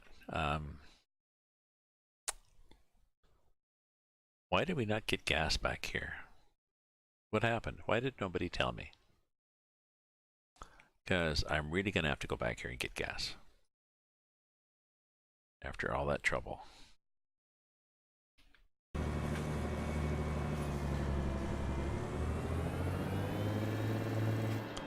Because I know this truck. We're down at... Sorry. We're down at... yeah, we're less than a half. We're not going to make it. We're not going to make it if we try to go all this way on that gas. Because we're going through the mountains and it's going to be problems.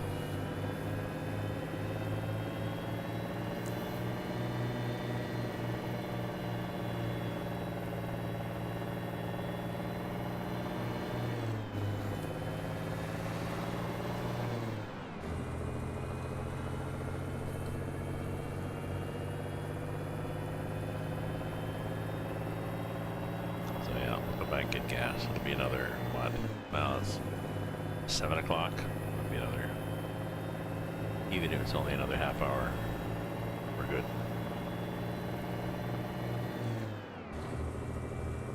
I've gone over mountain passes too often without a full tank, and it's surprising how much gas you can use.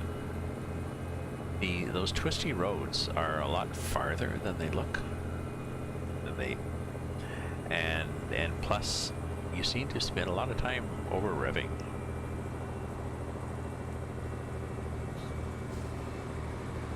So we'll see what it adds to my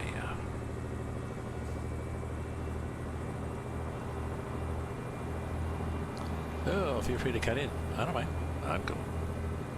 I can dig it.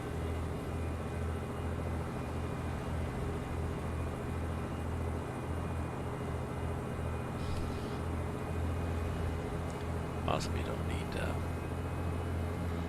headlights, but we do need the running lights because they give all these cool lights on my truck and trailer.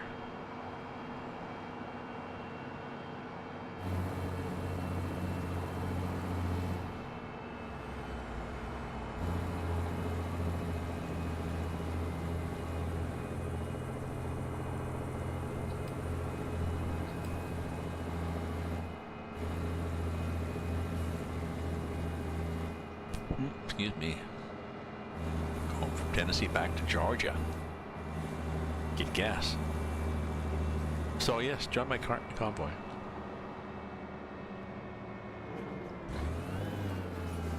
Whoa! There's that. And oh shit, I was hoping maybe I just flip right back on my wheels, you know? Nope. I didn't.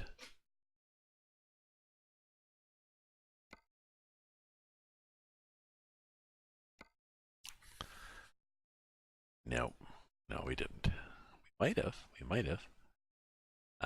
Oh, actually, don't call me Ashley.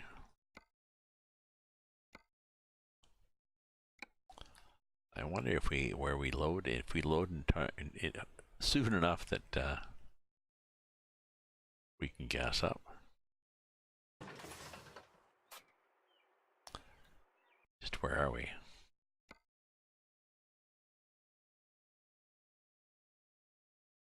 No.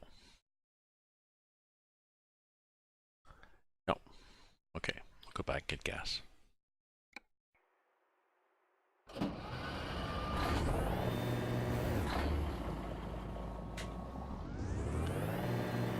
Okay, so we sort of tipped over a bit. That was just on not snow, just as we got, you know, a 23-ton beat rain. Sometimes it tips, I guess.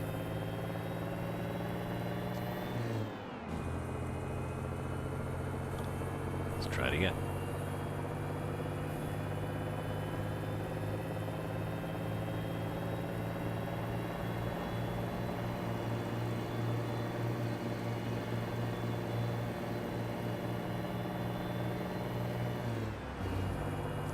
So thank you for viewing, folks. If you are a follower, thank you for following. We're up to 407 now. It's pretty cool. If you want to support me, you can cheer me with bits into the. Just a sec. Let me do something here. It's late at night. We've had some wine. We probably need to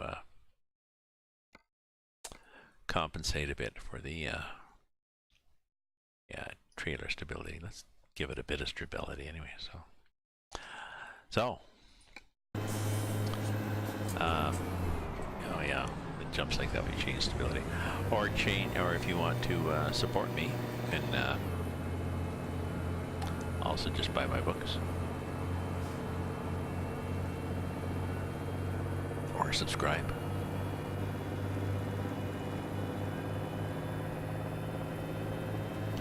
Use your Amazon Prime.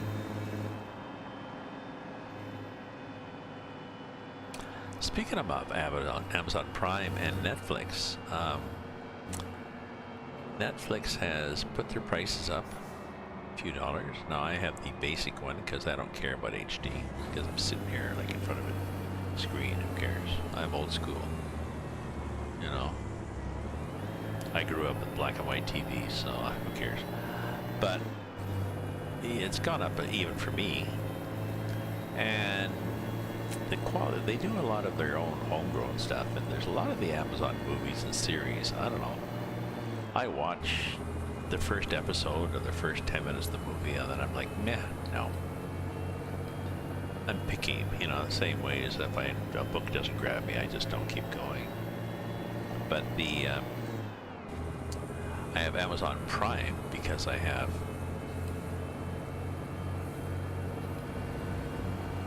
Amazon Prime for delivery before Christmas, and then Amazon Prime also gives me movies, video channel, and it gives me the benefits as a Twitch streamer, and also lets me subscribe for free to other people. So,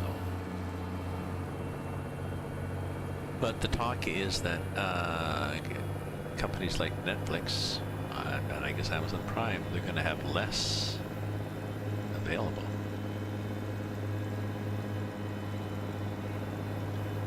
Because Disney is starting their own channel, Warner Brothers is starting their own channel. I don't know. There's other companies that are want to stream on their own, so they all want their $8. So there's going to be a whole whack of people looking for $8, and you know, if you take the stuff you want, then you're going to be up to, oh look, I'm back up to $110 a month, which is what I was paying for cable. And I dropped the cable to save money, so.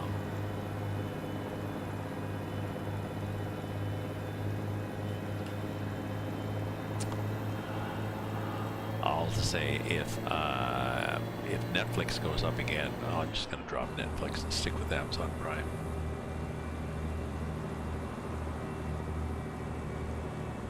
And if it means that I miss a show on Netflix, oh well. Life goes on.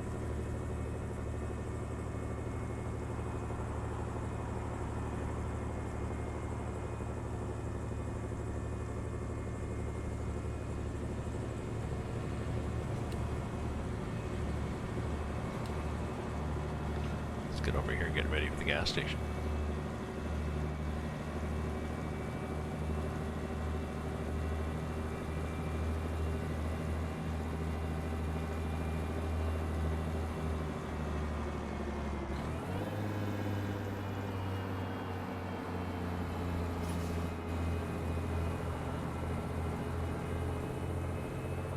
I think I actually pull off the road here, which is nice.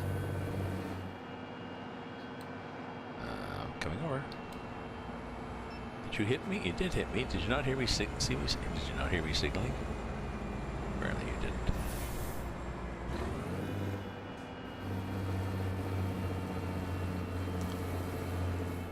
Go for it, buddy.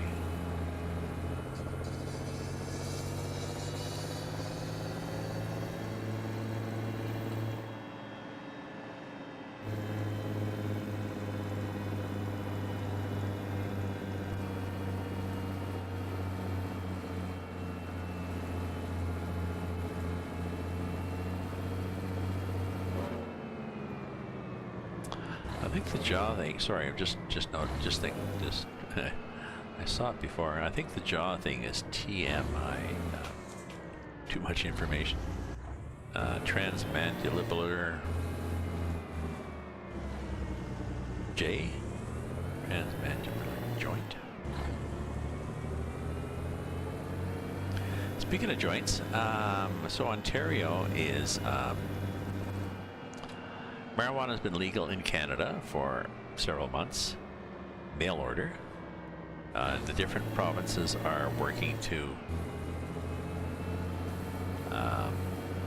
put in place storefronts in cities with different processes, and they've had a problem with the federal mail order service. Exceed has they much exceeded their demand has much exceeded the capacity. They can't stock it fast enough. There's delays and stuff. It takes a while to grow it, right? So in Ontario,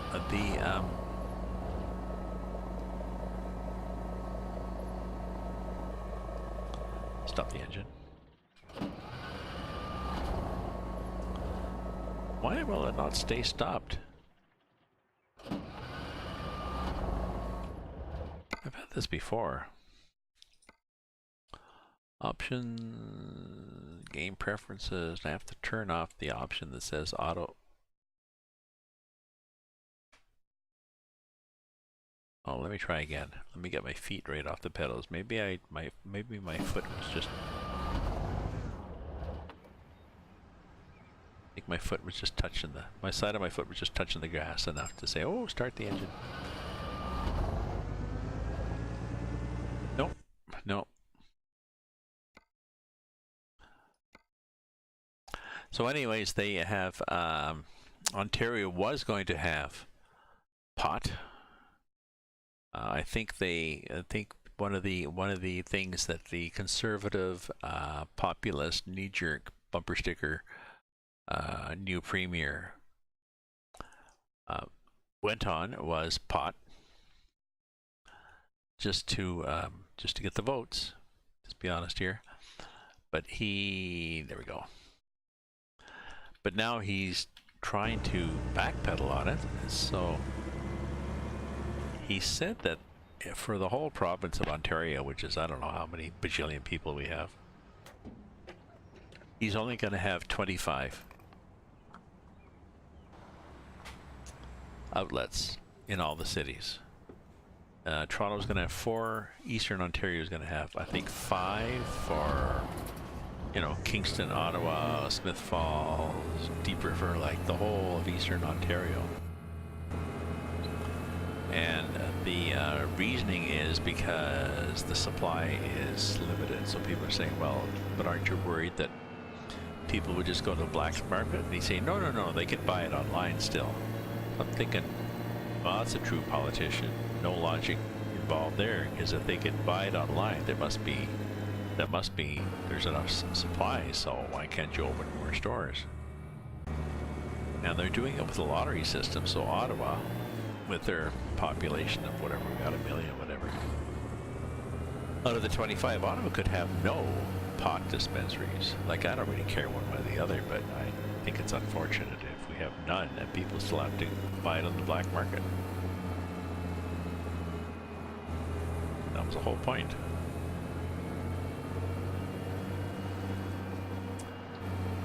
And the QE 403, oh, the 403 is the, hi Captain Poopy Pants. The 403 is, that's the bypass, isn't it? Isn't that the toll bypass to Toronto? Goes around the north side, the north end of Toronto.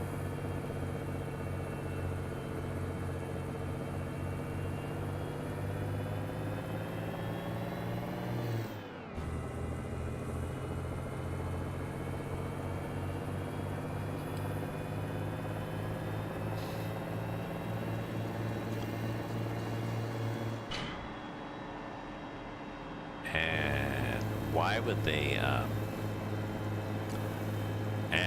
would they, why would they name it a 420? I don't know.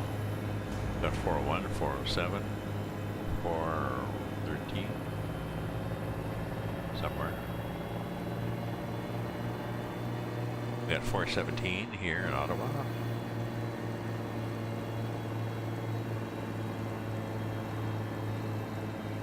So, share with us, Captain Pence, why they should rename the 403 to 420. Oh, sorry. I completely missed that. Sorry. I have a really nice photo I gotta find and post again that I went down at 420 to the center of the Canadian government, the Parliament buildings, and I was on the lawn of the Parliament buildings. Actually, I was up above the lawn because the RCMP let me up with my camera because I was an old fart. And it was a beautiful day on April 20th, and it was at 4:20, and people were lighting up. And it was a gorgeous day. They were throwing frisbees, playing with dogs, having picnics, and there's this haze of smoke on this lawn right in front of the seat of government. I was thinking, this is so cool. I was standing there with the cops, the RCMP, and we heard this tinkle, tinkle, tinkle, like a breaking glass. And the one officer, he just, oh, that sucks, because he knew exactly. Somebody dropped a pipe and broke it. It was such a nice Canadian moment there. Okay, we're changing lanes, buddy. Can you let me in? Thank you.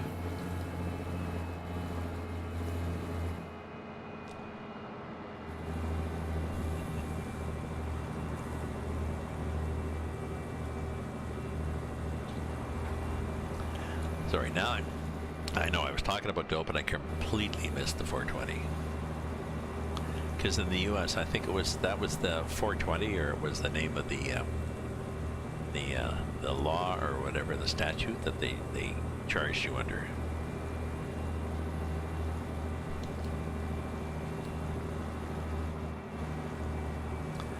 Now it's a little less accessible. You cannot drive up onto Parliament Hill anymore because somebody drove up onto Parliament Hill again. Cool. Somebody drove up onto Parliament Hill in a 4x4. I don't know if it was a Land Rover.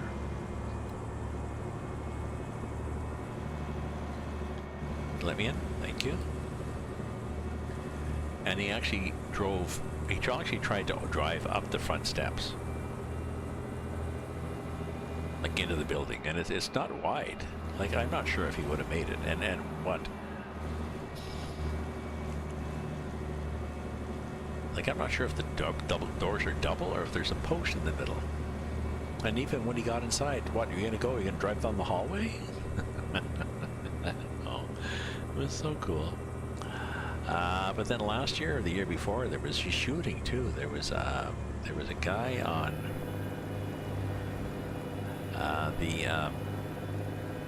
close to Parliament Hill is a war memorial with soldiers standing on duty there, and there was a guy that shot, now I can't remember the details, he shot one of the soldiers on the there, and then he ran across the street and over a bit, and then onto the Parliament building property and into the Parliament buildings again, and a lot of the parliamentarians hid, including our Prime Minister, who was criticized for hiding in a closet. But be that as it may, Vickers, I think Kevin Vickers, the security guard, I think it was maybe the commissioner, security guard, I guess, because he had a gun, shot and killed the guy.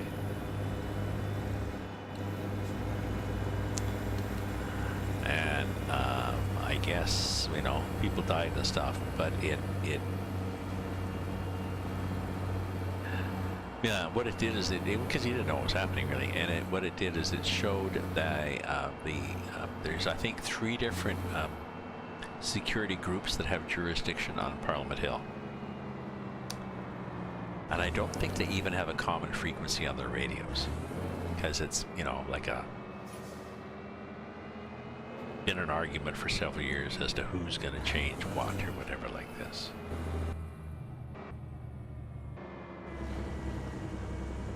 So it definitely emphasized the fact that, okay, you guys are screwed up.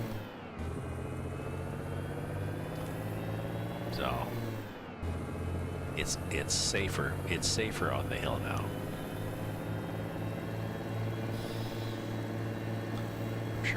I'm sure heads rolled.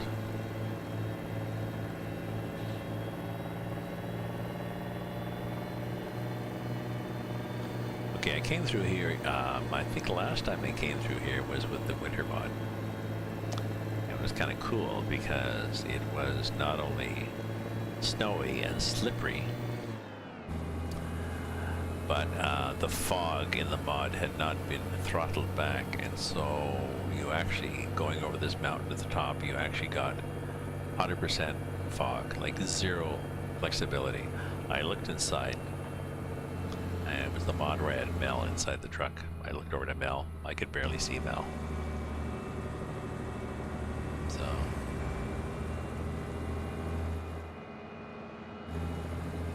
pretty funny.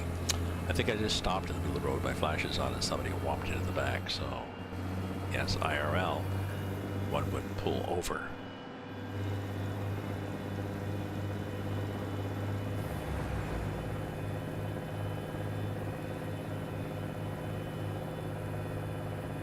Half an hour ago, it's 11 o'clock, so I still may make my midnight at the Oasis.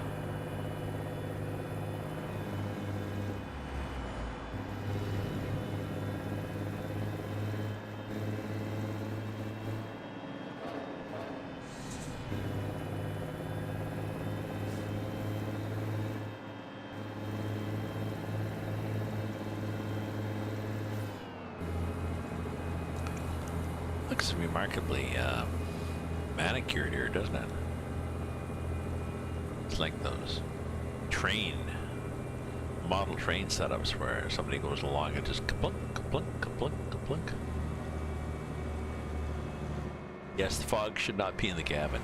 Yes, that was the clue. That was the clue that we really had a lot of fog. You looked out the front and you could not see the yellow or white line.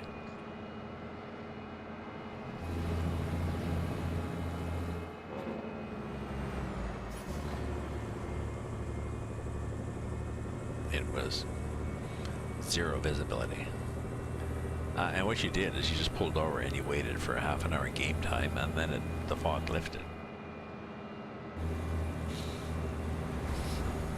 Yeah, it's okay. And people complained. People said, "Oh, that sucks. I couldn't see," and I was telling the guy, and he was the developer. I said, "No, Grimes, leave it in, or maybe reduce the probability." But sometimes you get 0 visibility, and then in real life, and you have to deal with it.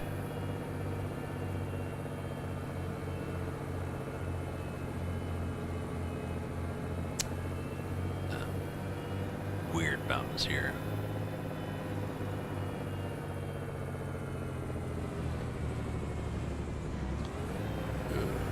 possibly a hill?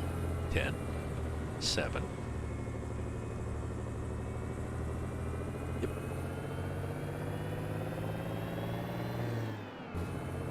9.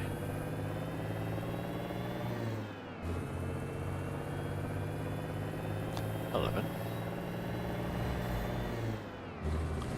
13.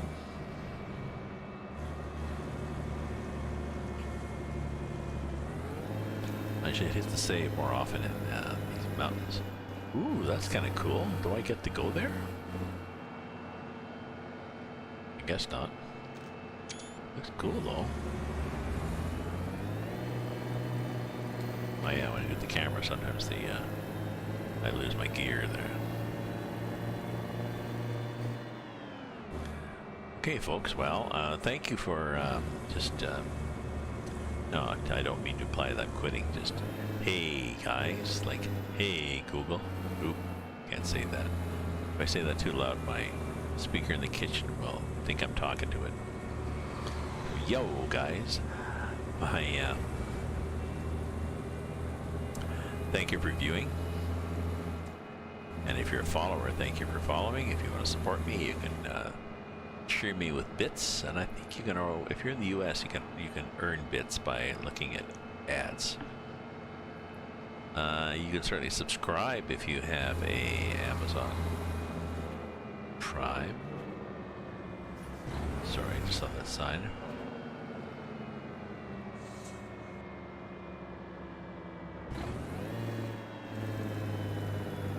We're good.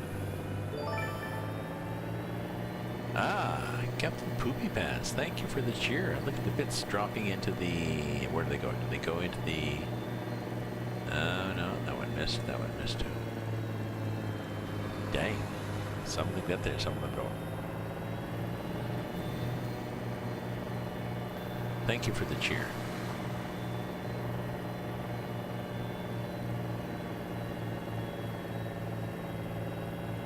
All goes into my... heading to the sports bar. I've got a local down up when I go to visit my girlfriend. I've been going out for, I don't know, 4 years, whatever. And so, you know, every second month she's up here. Every second month I'm in Toronto. Little Plinko things, yeah. I remember there was a guy, that's what it's called, Plinko. There was I remember back, I don't know, this would have been in the 50s in public school.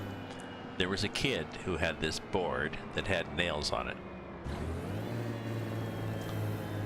And marbles were a big thing then, you know, because you played all these things with marbles, with circles, and you try to hit some of these marbles and stuff like this and win them. And so he had this board where you drop marbles in the top and they went ka-puka-puka-puka-puka, and you could win or lose. And he obviously had studied this, because I used to lose more than winning.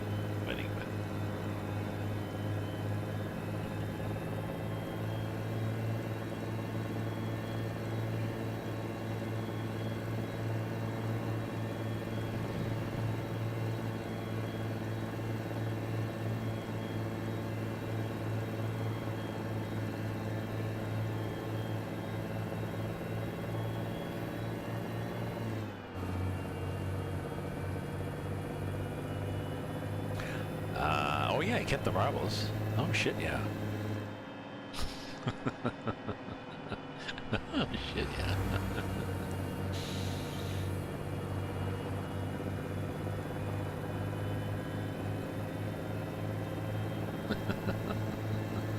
Well, this is, you know, some kid in grade, I don't know what it was, but it was grade, let's see, grade 6, 7, and 8 was there, and the grade 4, 5, this may be grade 3. 3 or 4, I was pretty young. But, you know,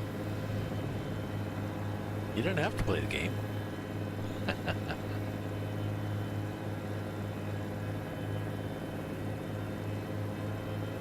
We'd Conkers then too. You'd get a horse chestnut.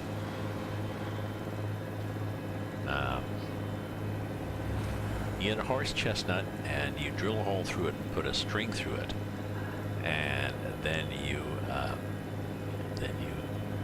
then you hold it by the string, and someone else has a horse chestnut that, like, the same, and they swing it around and they whack your horse chestnut with their horse chestnut, and to see if they can break it.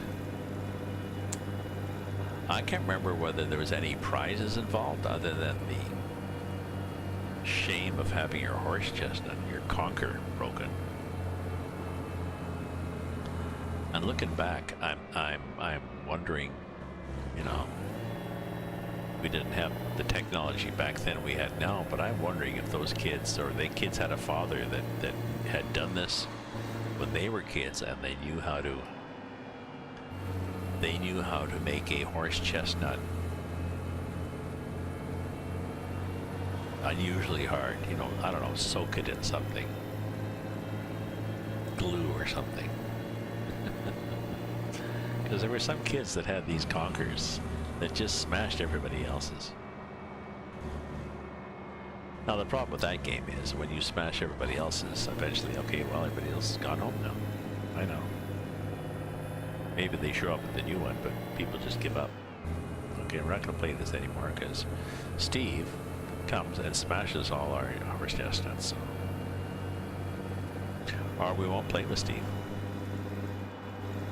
This is interesting. What do we got here? Look at this. Is this clouds up here? What the hell is happening above us?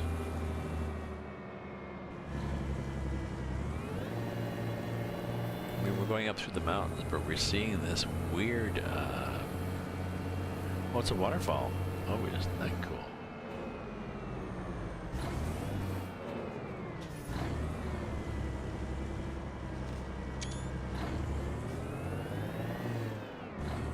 Cool. Whatever this is on this road, whatever's on 129. Horse chestnut. But yes, when you peel a horse chestnut, it's smooth inside.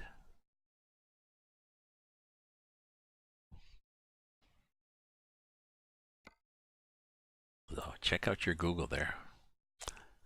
So we're here, between here and here on 129, whatever 129 is, and there's some sort of waterfall. I've never Googled this. I really should Google more.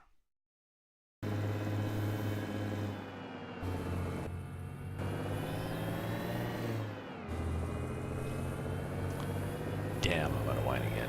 Well, let's finish this twisty road and then get more wine. What do we got? We got 7 hours.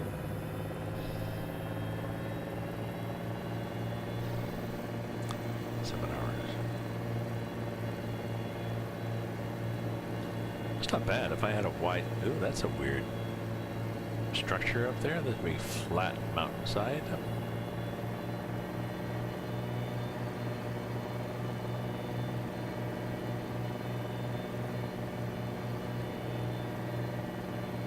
See, now here's where I was going up with snow and traction and fog. I'm pretty sure it's here where it became suddenly 0%. Like, ooh, that's bad.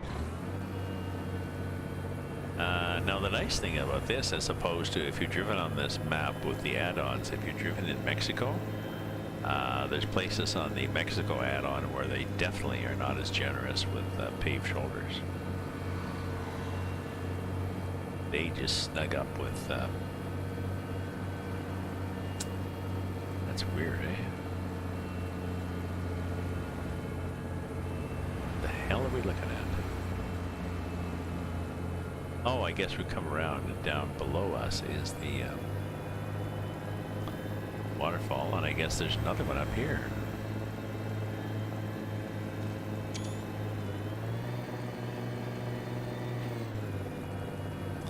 Oh, the guy's booting down there. You might want to use the Jake brake or gear down. Trucks use low gear.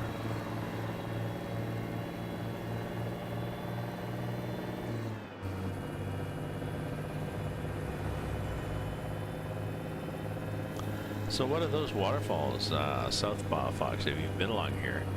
What are these big waterfalls along 129? Are you familiar with this road? Like, did they just make them up, or are there actually,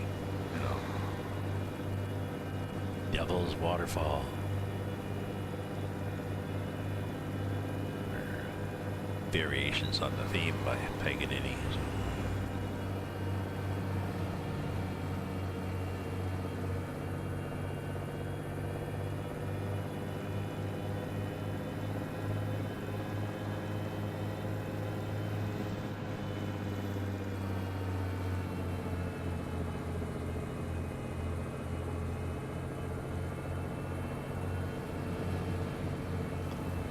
So are we up at the top, or do we have more? Well, look, there's a road down there. Oh, look, there's seem to be rocks in space.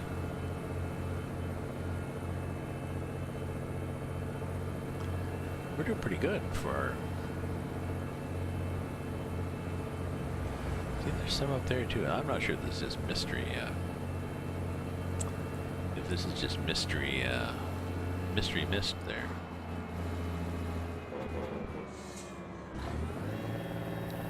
Just in case.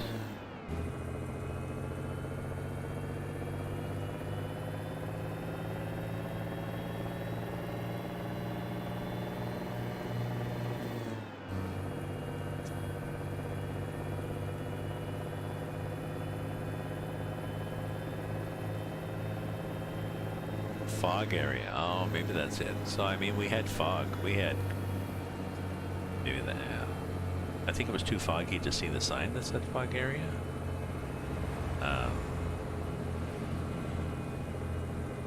Maybe I'll stop just before the fog and I'll get some more wine.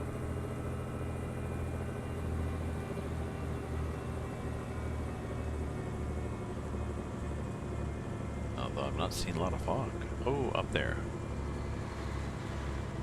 So we can do fog on the road? Oh, we are. We can do fog on the road.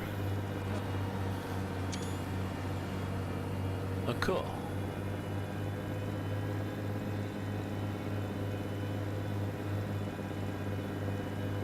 Is it actually going to be foggy with fog, or just...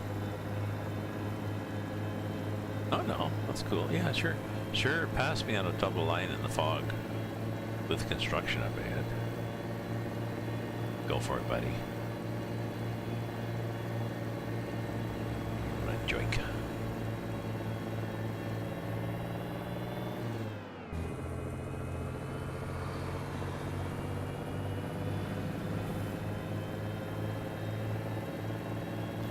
Does get fog in the mountains, though. I know, so that's a good feature.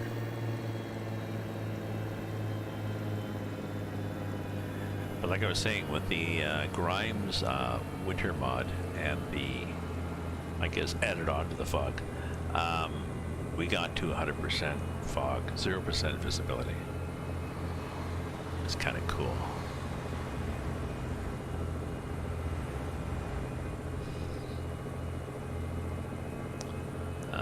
But seeing this fog reminds me that I need more wine, so I'll be back, folks. Don't go away.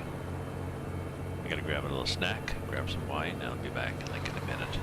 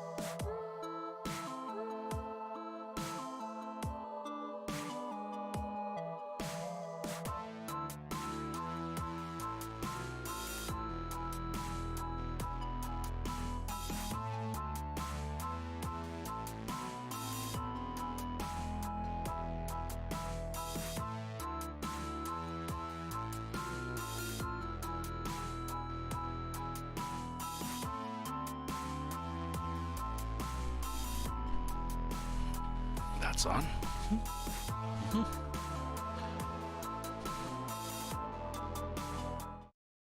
we go.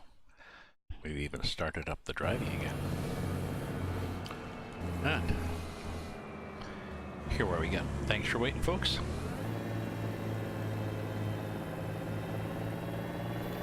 Got a snack, stretched my legs by walking back and forth to my apartment from my Fitbit, and got some wine. Bio break, so all is good.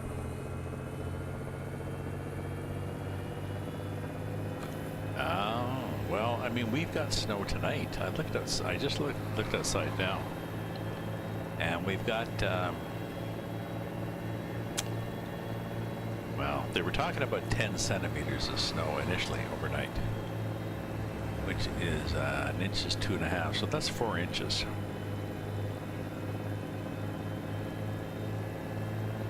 I don't think we're going to get that at all.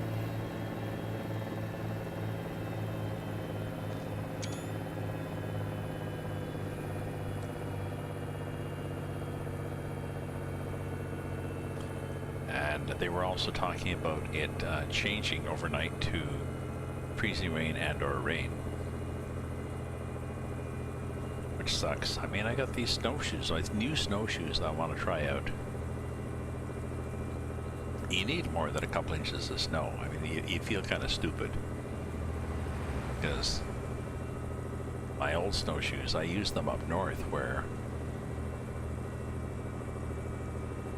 well, it's kind of funny actually. I took a friend out from Toronto. I took a friend out in snowshoes, and we were on a trail, and then he just got off the trail and fell over, and he tried to get up, and he pushed his arm into the, like he tried to push with his hand, and he went into the snow, down right up to his armpit.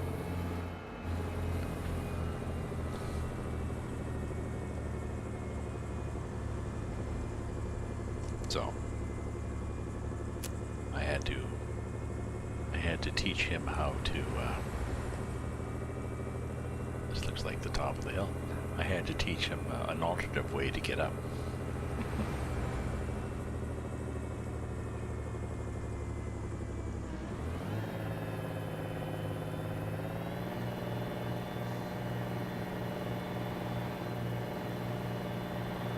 He passed me on a hill, or not passing me on a hill. Look at this hill. This is serious. And look at it's slippery. Oh, everybody stopped because that's what happened when the AI pulls out to pass. The AI doesn't worry about passing. It's like, oh well, I'll take a chance. If somebody's coming, they'll stop and I'll stop.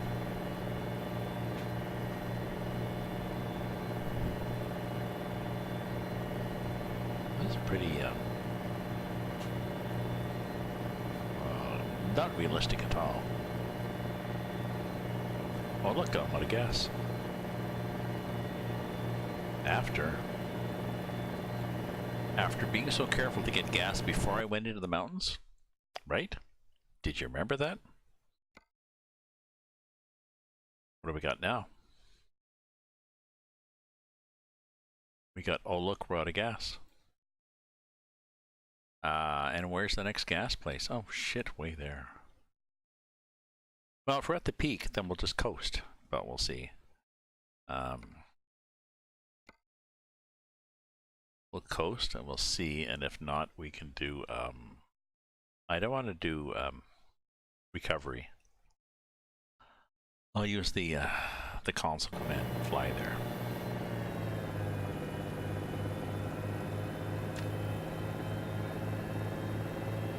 But you know, I'll be there at best.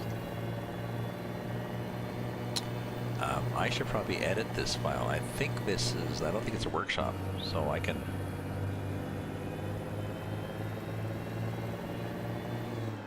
edit the file that says how many gallons this tank has, and just add another 20%. Yeah, this will be the top. Yeah, there'll be a big thing here.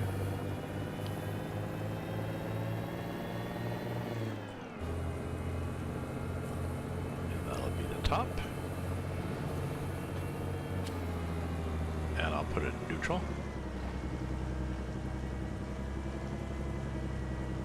and we'll coast all the way down the hill. We'll see what happens, because we've got...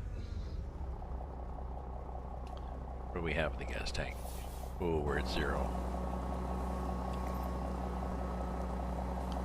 I'm pretty sure I've been above 0 and been okay, but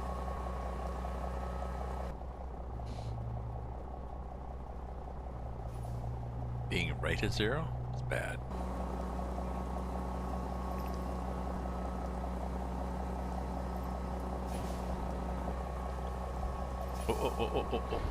I think we slid a bit. We slid a bit. We're good. We're good. We're good. We did a bit of, yeah, sorry, we're not,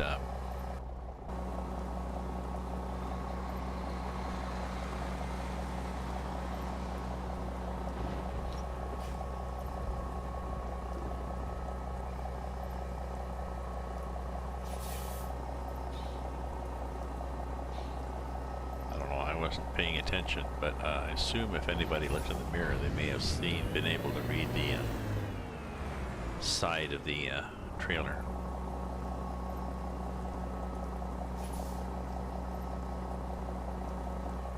Let's keep the speed.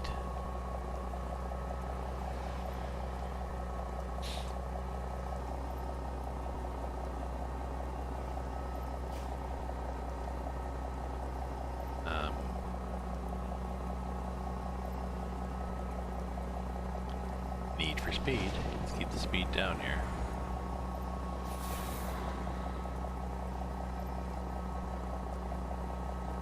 So I do have the physics mod that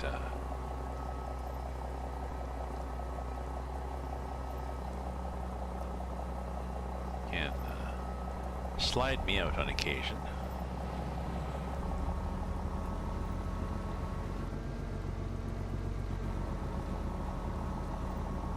Foot is off the gas, we're in neutral. Just watching the speed.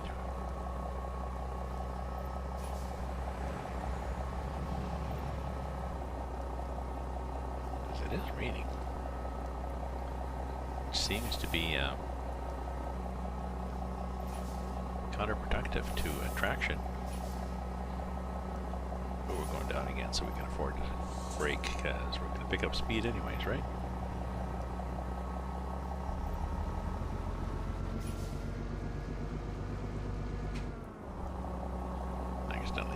Touch the brakes there. So I'm still coasting, people.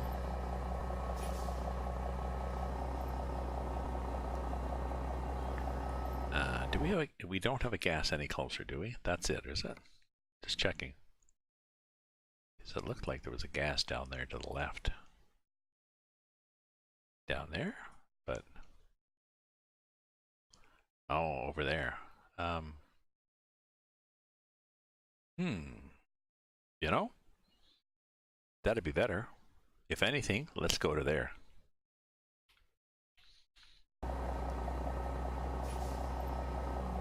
Right.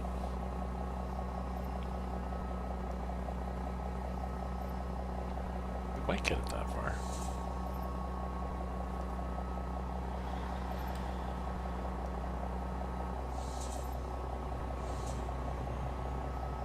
Through. Hopefully nobody there.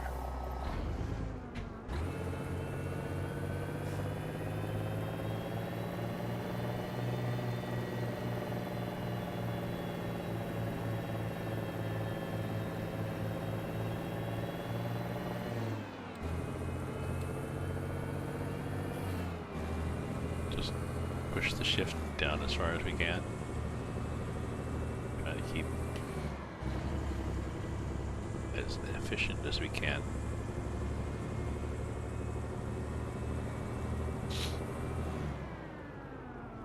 And neutral again.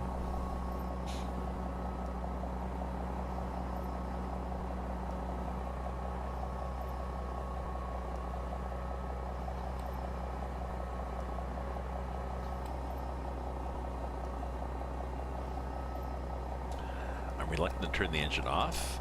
Because I think I might lose air pressure then.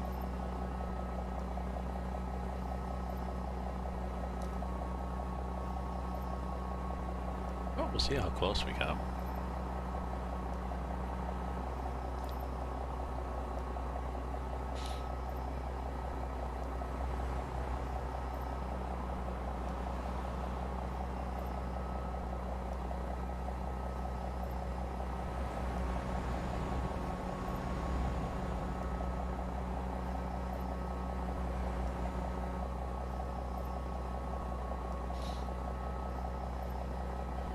We're still going home.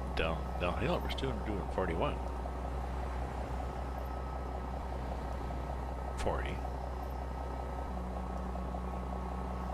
Construction. Well, if there's construction, we're just going to grab a lane here, and we're not going to be nice guy. Not sure what that was. Highway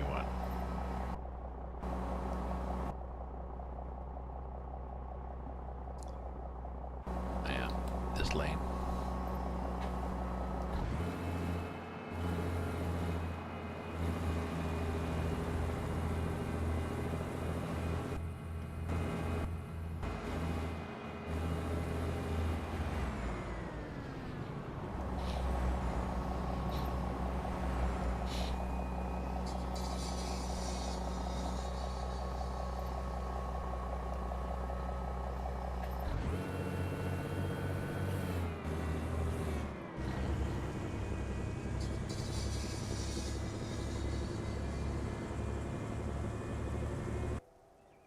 Oh, I'm out of fuel. Well, I'm pretty sure I'm not going to make it up and over, but we'll see what happens.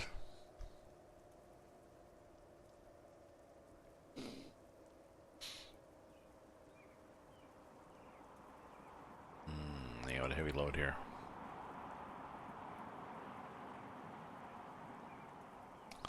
We got close, eh? So if we had another, 10%. We had another 10% to this fuel tank. We'd make it. Right?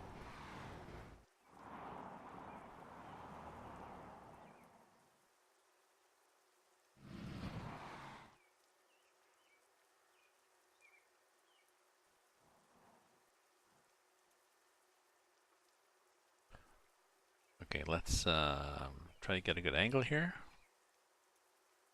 Then we try to come in here like this. We want to have the truck behind us, nicely laid out.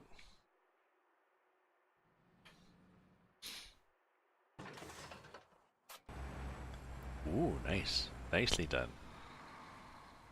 So, yes, we were a little short. Not bad, though.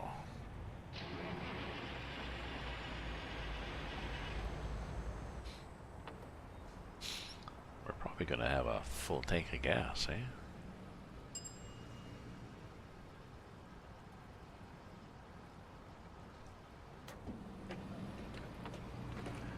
See, the problem is only 118 gallons. It's not a huge tank. Now, if I look at the files,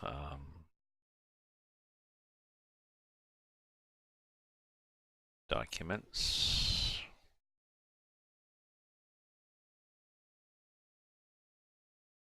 ATS mod, Mark 1.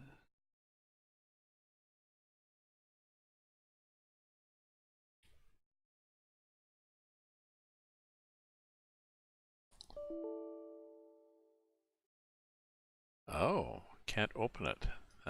He's locked it.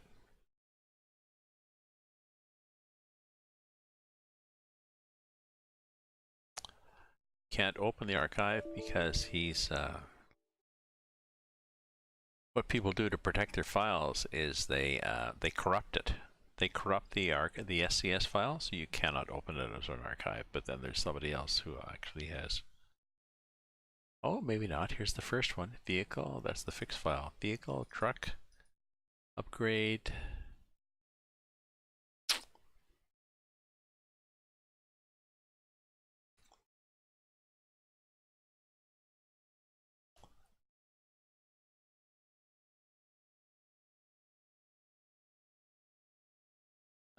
Part 2, truck, upgrade, paint job. No, I don't want paint job. Def, vehicle, truck.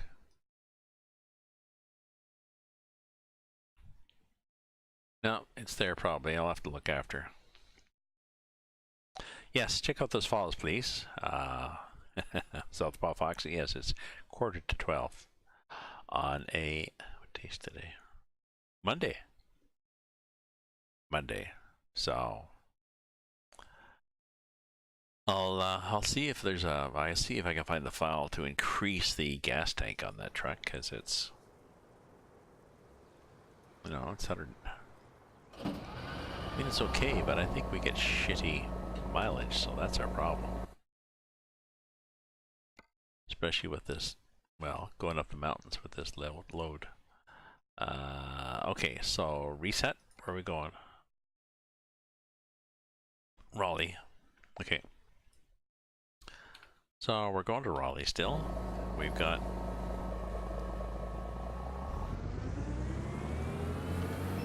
15 minutes.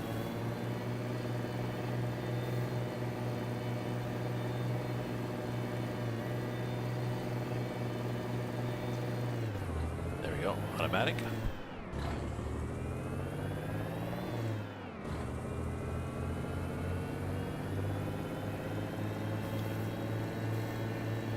Oh yeah, we got the wrong time, so let's change the time to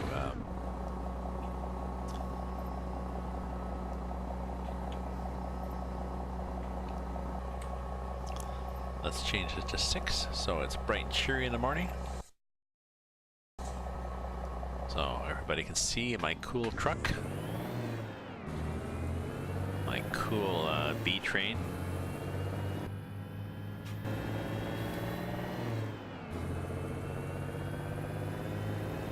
Nice flashes on this truck too. I mean, the side flashes are...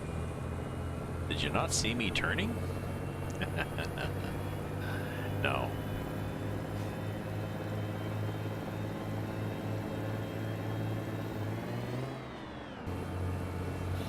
So, if anybody has to leave, I don't mind. I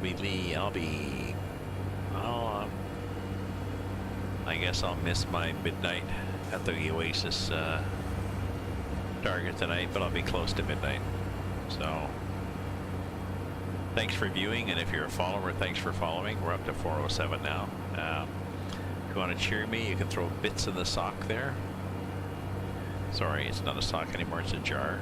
It's a Plinko, they may or may not get in there. Do lots of little ones, rather than like 2 big ones or whatever. And you can also support me by excuse me, subscribing using your Amazon Prime, or you can buy my books, info on my channel, and join the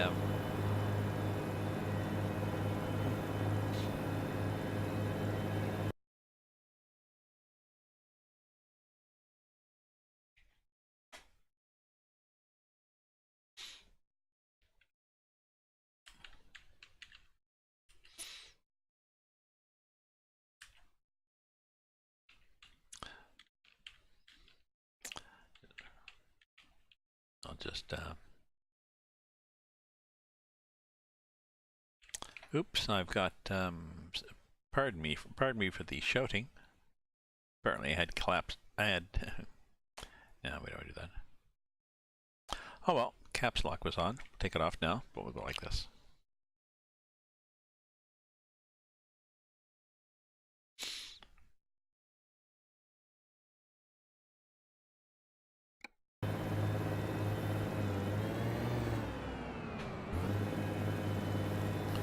But yeah, convoy Wednesday night, so.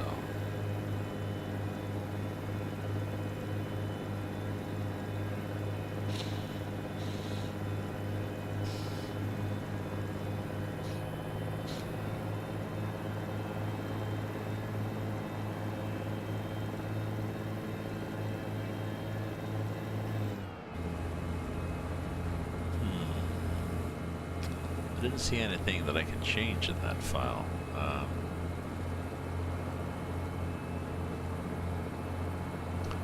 Oh, actually, even if I can't change the fuel in the first file, if there's a part 2 and part 3 file that gets loaded after, I could just, whatever the parameter was is supposed to be for fuel tank, I can just, and whatever, you know, part 1 set it to, I can just change it in a subsequent file that gets loaded, because whatever the latest version is, that's what the game remembers. So you can start off saying, you know, 200 gallons, and the next mod says 150, and the next one says 300. Well, the game remembers 300. So.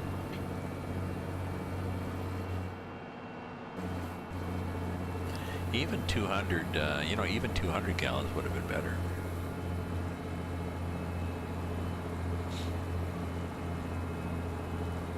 Hey, 200 gallons would have got me there.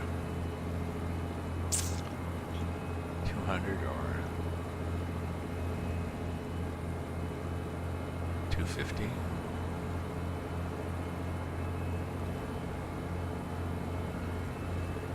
The game doesn't care. It doesn't change the size of the gas tank. And I think it may be in liters, but I'll have to check.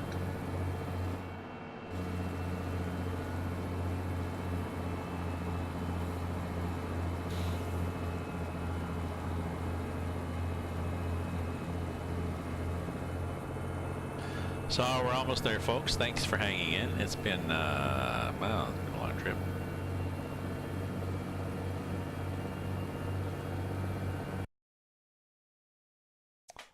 Let's see how long it has been.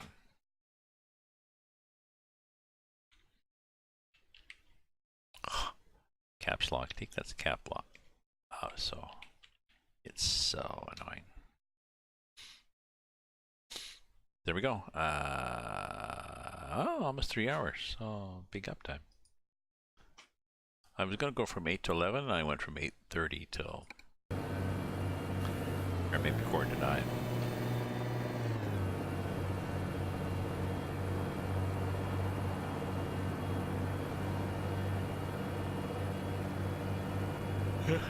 Excuse me. My girlfriend had messaged she wanted to talk, and then I called her back and left a message, and then she finally called me back. Do we need gas? No, I think we're okay. We got lots of gas. See? Now, oh, hop at another gas station. Yeah, screw you.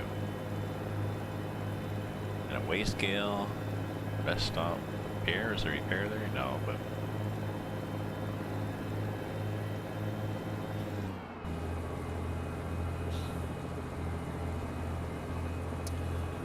I forget sometimes to pump the button to, like that. Okay, 12 is good. Oh, wipers, that probably sucked up gas. You're look at the RPM there, where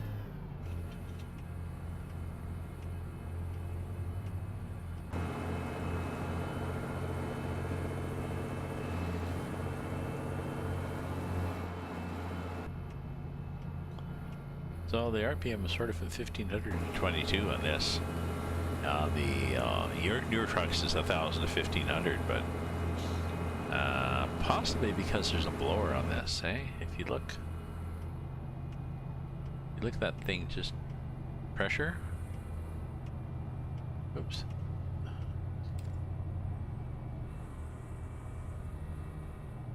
I think that's. I think it goes up there to the right of the speedometer. I think that's the supercharger pressure.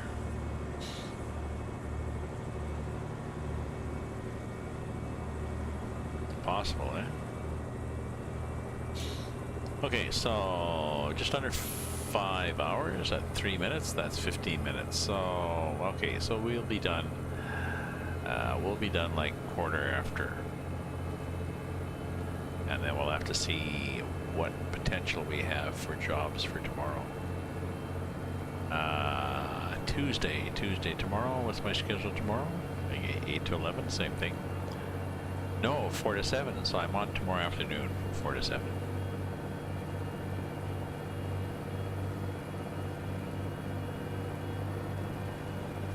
So tomorrow afternoon, 4 to 7, I may do ETS because that's possibly a better time for European people to catch me, and they tend to prefer ETS. So ETS, and I believe I'm driving in Brazil, but I can change that. And I can go, you know, from, you know, Warsaw to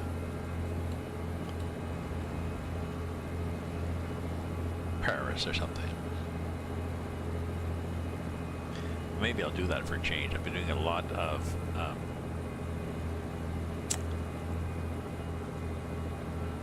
trying to think if I have another truck.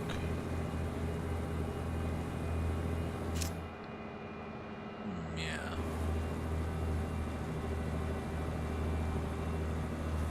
I could use my Freightliner, but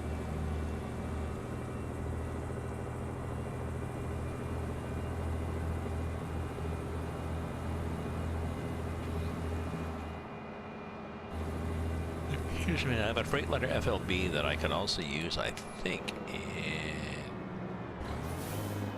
Come on now. ETS 2, but I'm wondering if I get the Scania. Maybe I'll just do Volvo or something.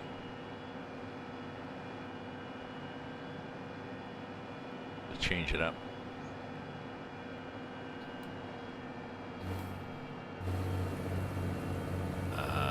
Turn the winter off. Yes. Maybe I'll turn the winter off and I'll just do a run and I'll start up in Finland and drive from Finland down through the Baltics. Yeah, that sounds cool. Talk myself into it.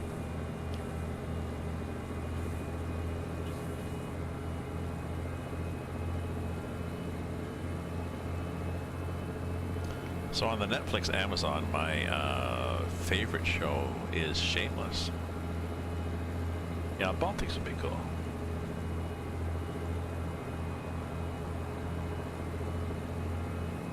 And I could do a, you know, I'll make sure I set the time to be, you know, 7 in the morning or something, and then I'll do a Baltics route that wanders.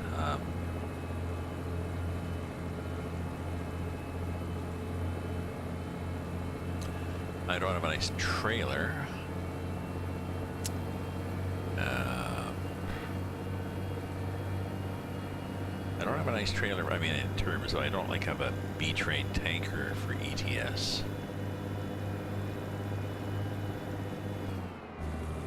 But I could either find a nice cargo, nice big heavy cargo, going out of Finland and just meander my way down south. That'd be cool.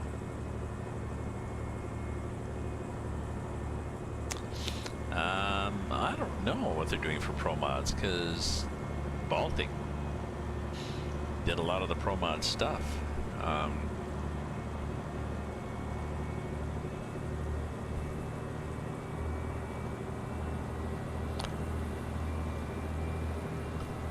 had Pro Mods. I used to use Pro Mods, and then I think I got caught a couple of times just where Pro Mods would update, and then SCS would update, and then Pro Mods was, and it seemed I was always out of sync, and always waiting for one of them to catch up with the other, and I just gave up on Pro Mods. And I'm happier now with the map as is without Pro Mods.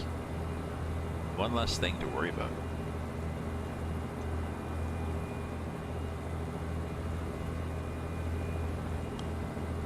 You know, I was not that delighted with Baltic as opposed to Oregon.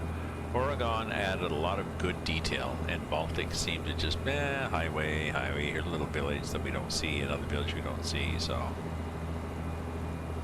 I was underwhelmed with Baltic, considering.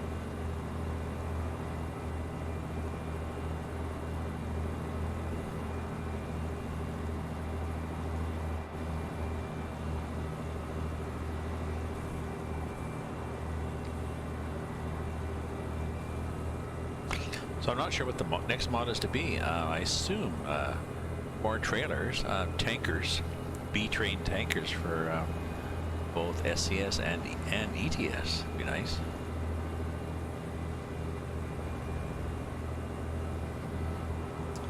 I don't know what the next map mod is for ATS or the next map mod for ETS.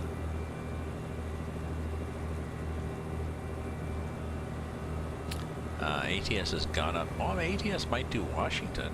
Maybe Washington State.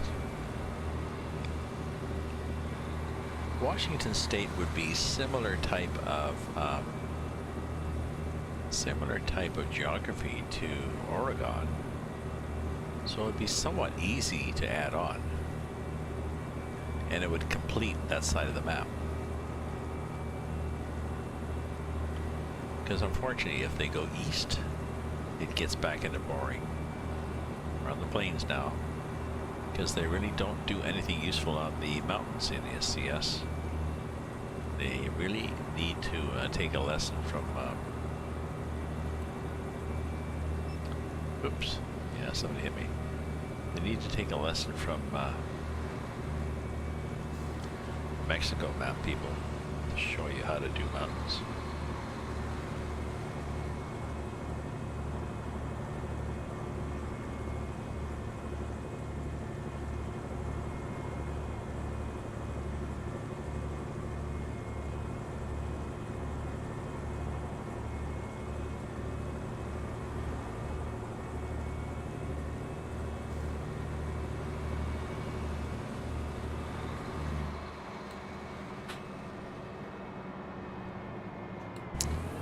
Coming. That's helpful.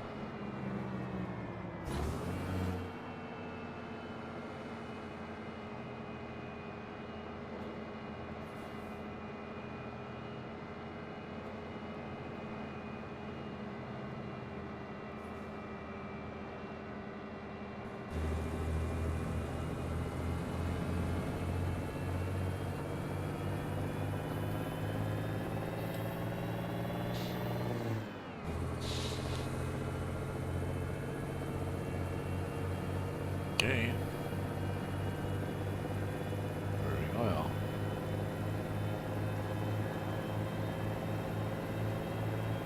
Oh, at least some clouds would be nicer. This looks pretty sparse, huh?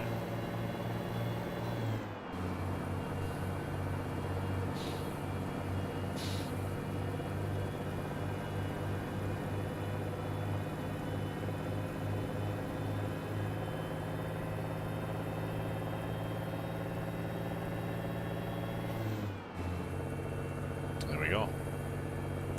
13.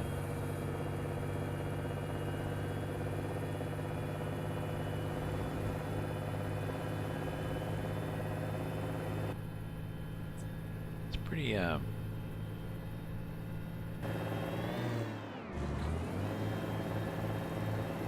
that was me wandering over and then swerving and losing the traction.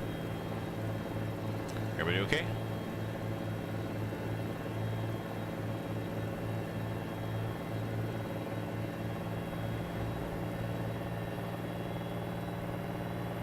Started the shift point there.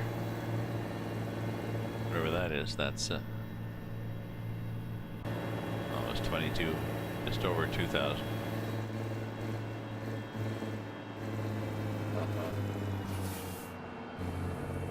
Yeah, just in case we want to tip over.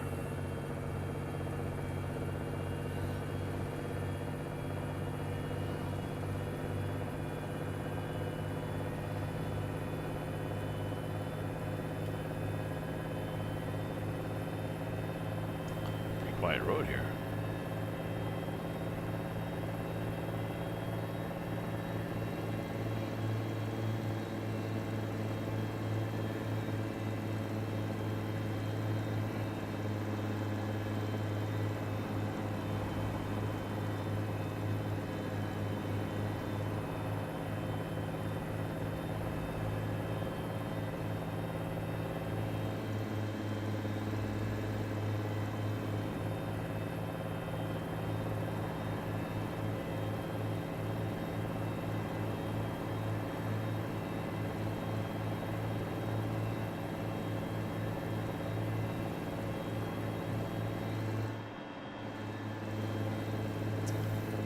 Shitty mileage.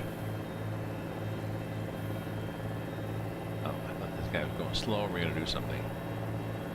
We may.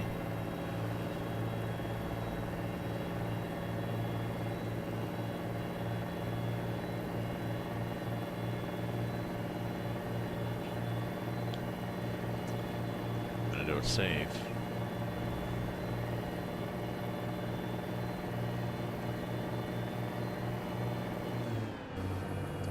Oh, got a 14. Didn't know we had a 14. I guess it's 12 plus 2.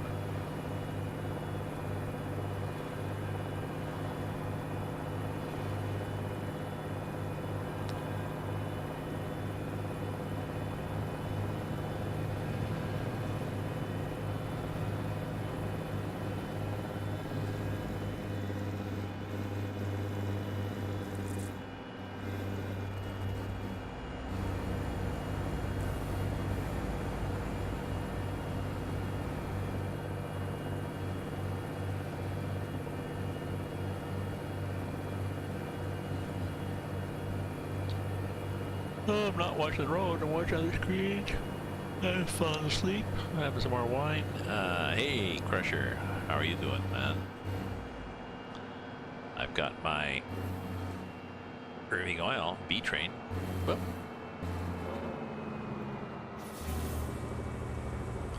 And I'm going, let's just me show you where I'm going without screwing all over the bloody road because I'm going a little fast. To Raleigh. From, I don't know, I was over here somewhere. Oxnard? I forget where. I've hardly tipped at all. I turned off the winter mod because I was getting tired of gray and short days. I had enough of the winter mod that okay, I'm done now. What mod is this? Oh, Twitch Trucker. This is... Okay, ATS, coast to coast. You mean map mod or truck mod?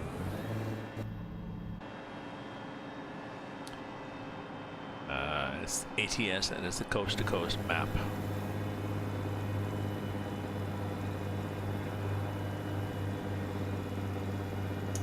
It's map coast to coast. I have the Canada Dream map on too, but the Canada Dream map has not been changed in a while. It was updated. Oh, thank you very much for the host. Alright, thank you, my friend. The Canada Dream map was updated recently to be compatible with 1.33, but not by the developer, just by somebody, you know, somebody else went in and changed the, you know, mystery parameters or whatever, but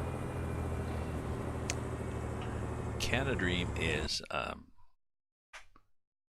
don't know, somebody really needs to take this over. I donate, you know, I'm sure if somebody took over the Canada Dream map and asked for donations, people would throw, you know, a buck here, a buck there, stuff like that. But this is the coast to coast map. Somebody has gone amok and added an awful lot of roads and cities here. Gray ones have not been explored by me. But it's kind of easy because this is, you know, Texas and whatever's north of Texas, Oklahoma. It's very flat, so there's nothing there. So it's just, here's another road, here's a right angle. You want it this way, that way. Boring. So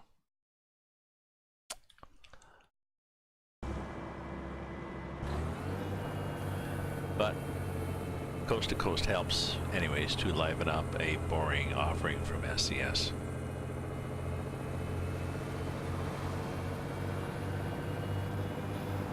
I'm not very impressed with the SCS base maps as compared to ETS. It's the same company, but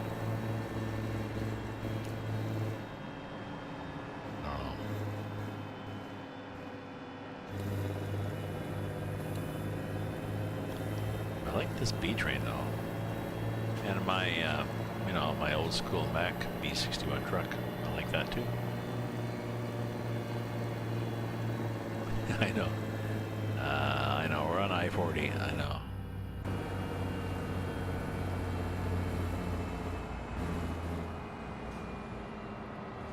Well, wait till we get into Raleigh, my friend, and then you'll see how much worse it is, or better.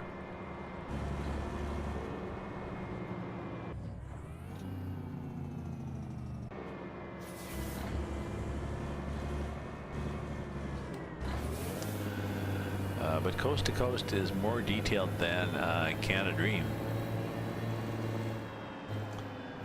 I think Coast to Coast and Canada Dream sort of came out at the same time, and they both started off with, okay, we're going to do these basic roads, a lot of cut and paste towns and gas stations, you know, pickup points, everything's going to look pretty well the same until we get it laid out. And Coast to Coast is, the guy who does Coast to Coast is constantly upgrading it, but he's a small team. But the Canada Dream started off the same way, but it hasn't changed. Oh, is that where that low bridge is? The one where they've actually got a camera? The one where it's under a rail... it goes down under a railway overpass, like a railway tracks, and they actually... Yeah, oh, I know. And there's a camera that set up to watch it. It's I don't know, it's 11'8" short.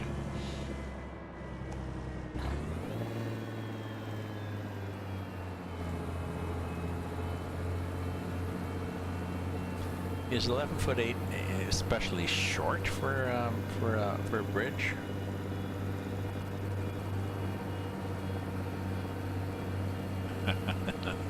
Because I'm pretty sure they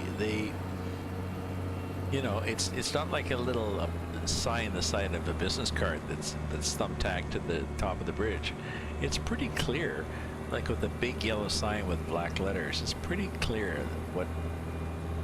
Oh, it's pretty clear what the height of the bridge is. Like, how difficult can this be?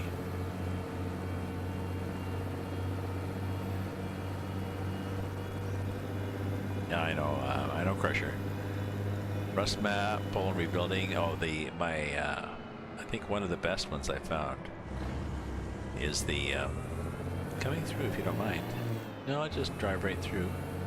I can hit your car if you want.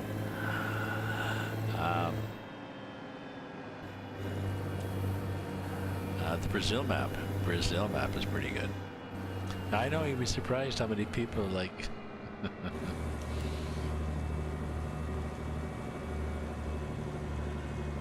Yeah, how difficult can it be?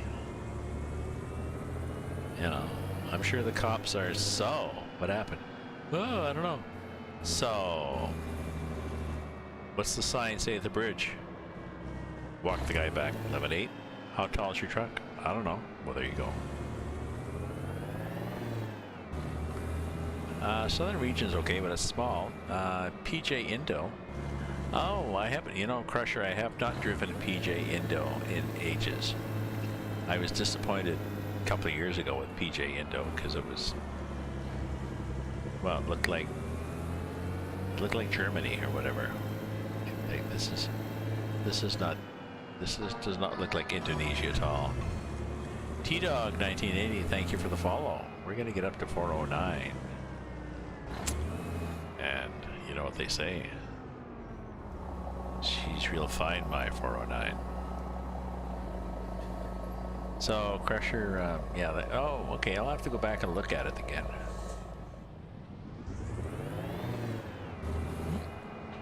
Go ahead, buddy. PJ Indo, I'm pretty sure it's a standalone, right?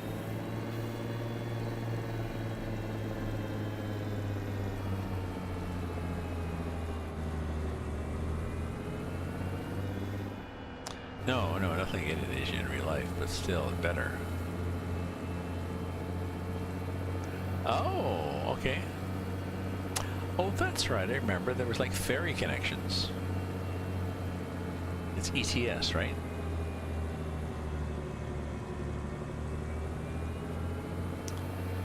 Although at some point my ATS just bogs down because it takes too long to stop. Now we're going to stop. We're just going to coast through here.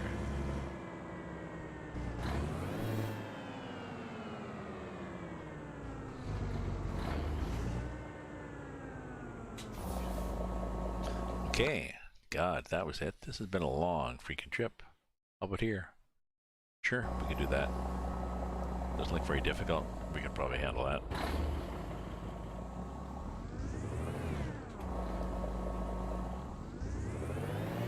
because they're not. They're not. I like the way this starts off with this brum.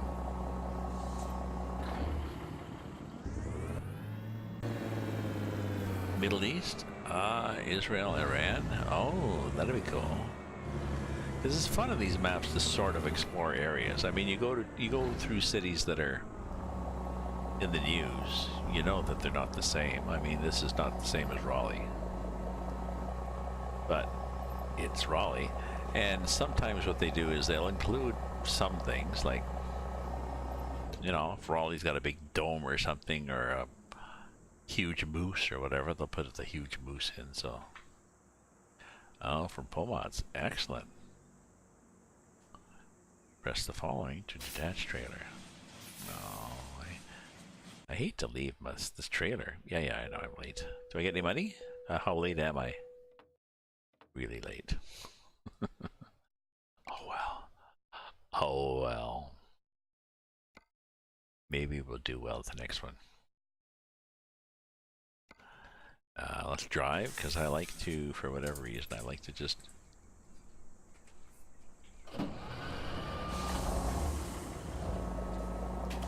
drive out like that, and then kill everything. Now let's look at the job market. Okay, let's see what we have. Afro map. Oh. Next DLC is Romania. Oh, okay. I guess that makes sense. What's the next DLC going to be for ATS, though, Gresher?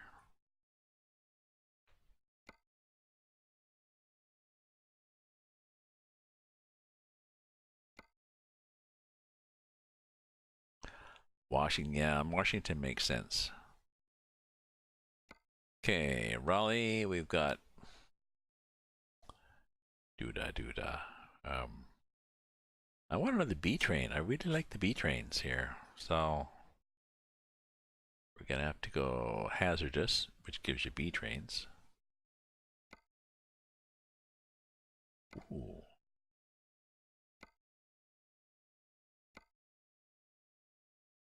Dang.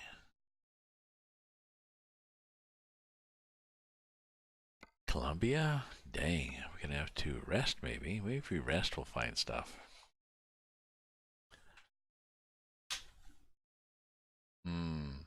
Yeah, I had those mods from the custom Aussie groups, and they killed my FPS. But what's our time? Okay, let's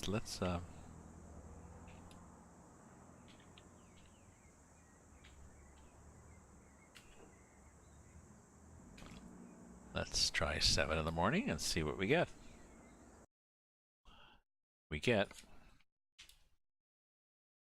This is not a B train. I mean, this is a B train mod in terms of this is not ownable B train, right?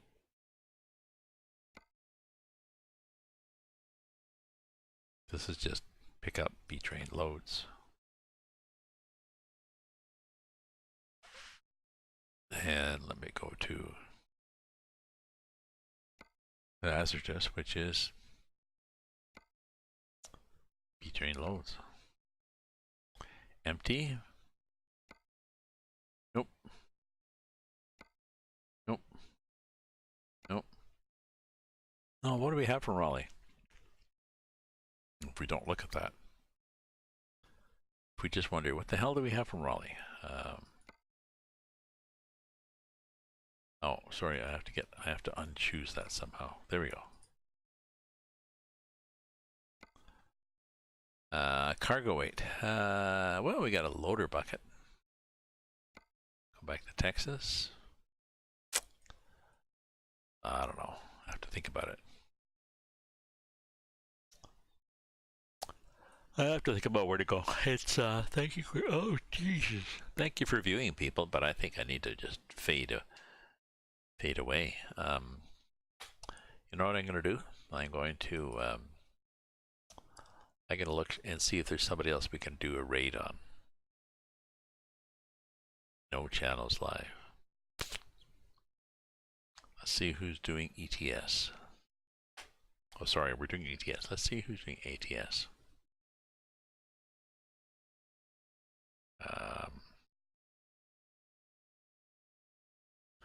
Oh, that was me. Somebody's still heading for Raleigh. Well, that's me. I don't want to raid myself. That's really bad.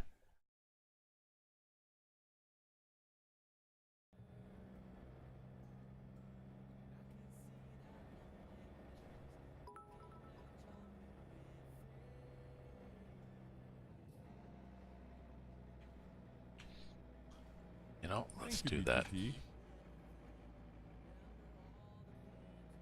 Does the points command work?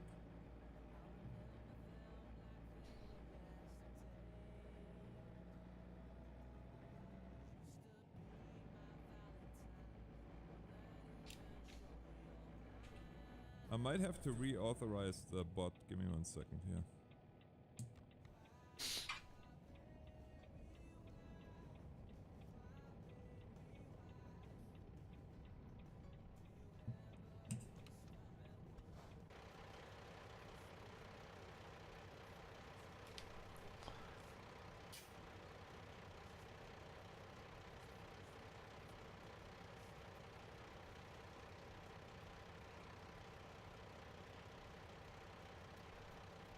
I think I'm trying to do a raid.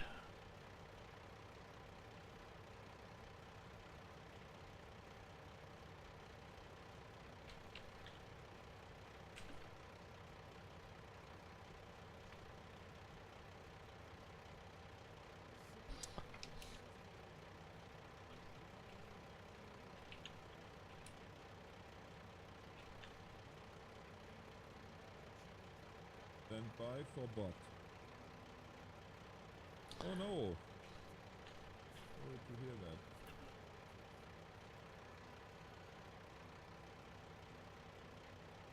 I don't know why it's not using. Why is that not raiding?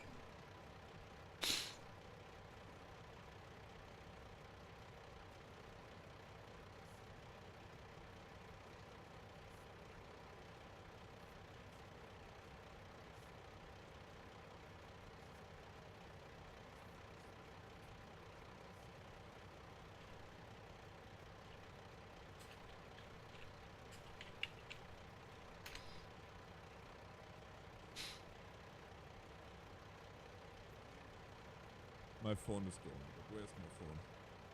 I'll be right back.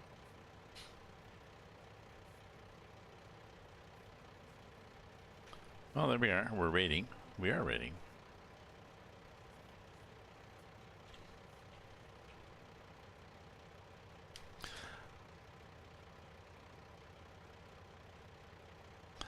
Okay, folks. Thanks very much for viewing. Thanks very much for following. Is there a raid now button? There should be a raid now button. There should be a raid now button popping up for you guys on the stream saying that you want to join the raid. I don't know. I'll have to look. Supposedly is one where if I say raid, then you guys, you have the option to say whether you want to join the raid or you just drop. Don't know. It says I'm raiding with 5. I had 7, so maybe 5 people clicked yes. Looking for his phone, so we've raided somebody who is looking for his phone. So possibly less activity than I'd hoped for, but anyways, I'm not sure where the Northern Alex is from anyways, but check him out. Might be an interesting stream, and thank you very much. I'll see you tomorrow probably. Thanks for the follows and stuff.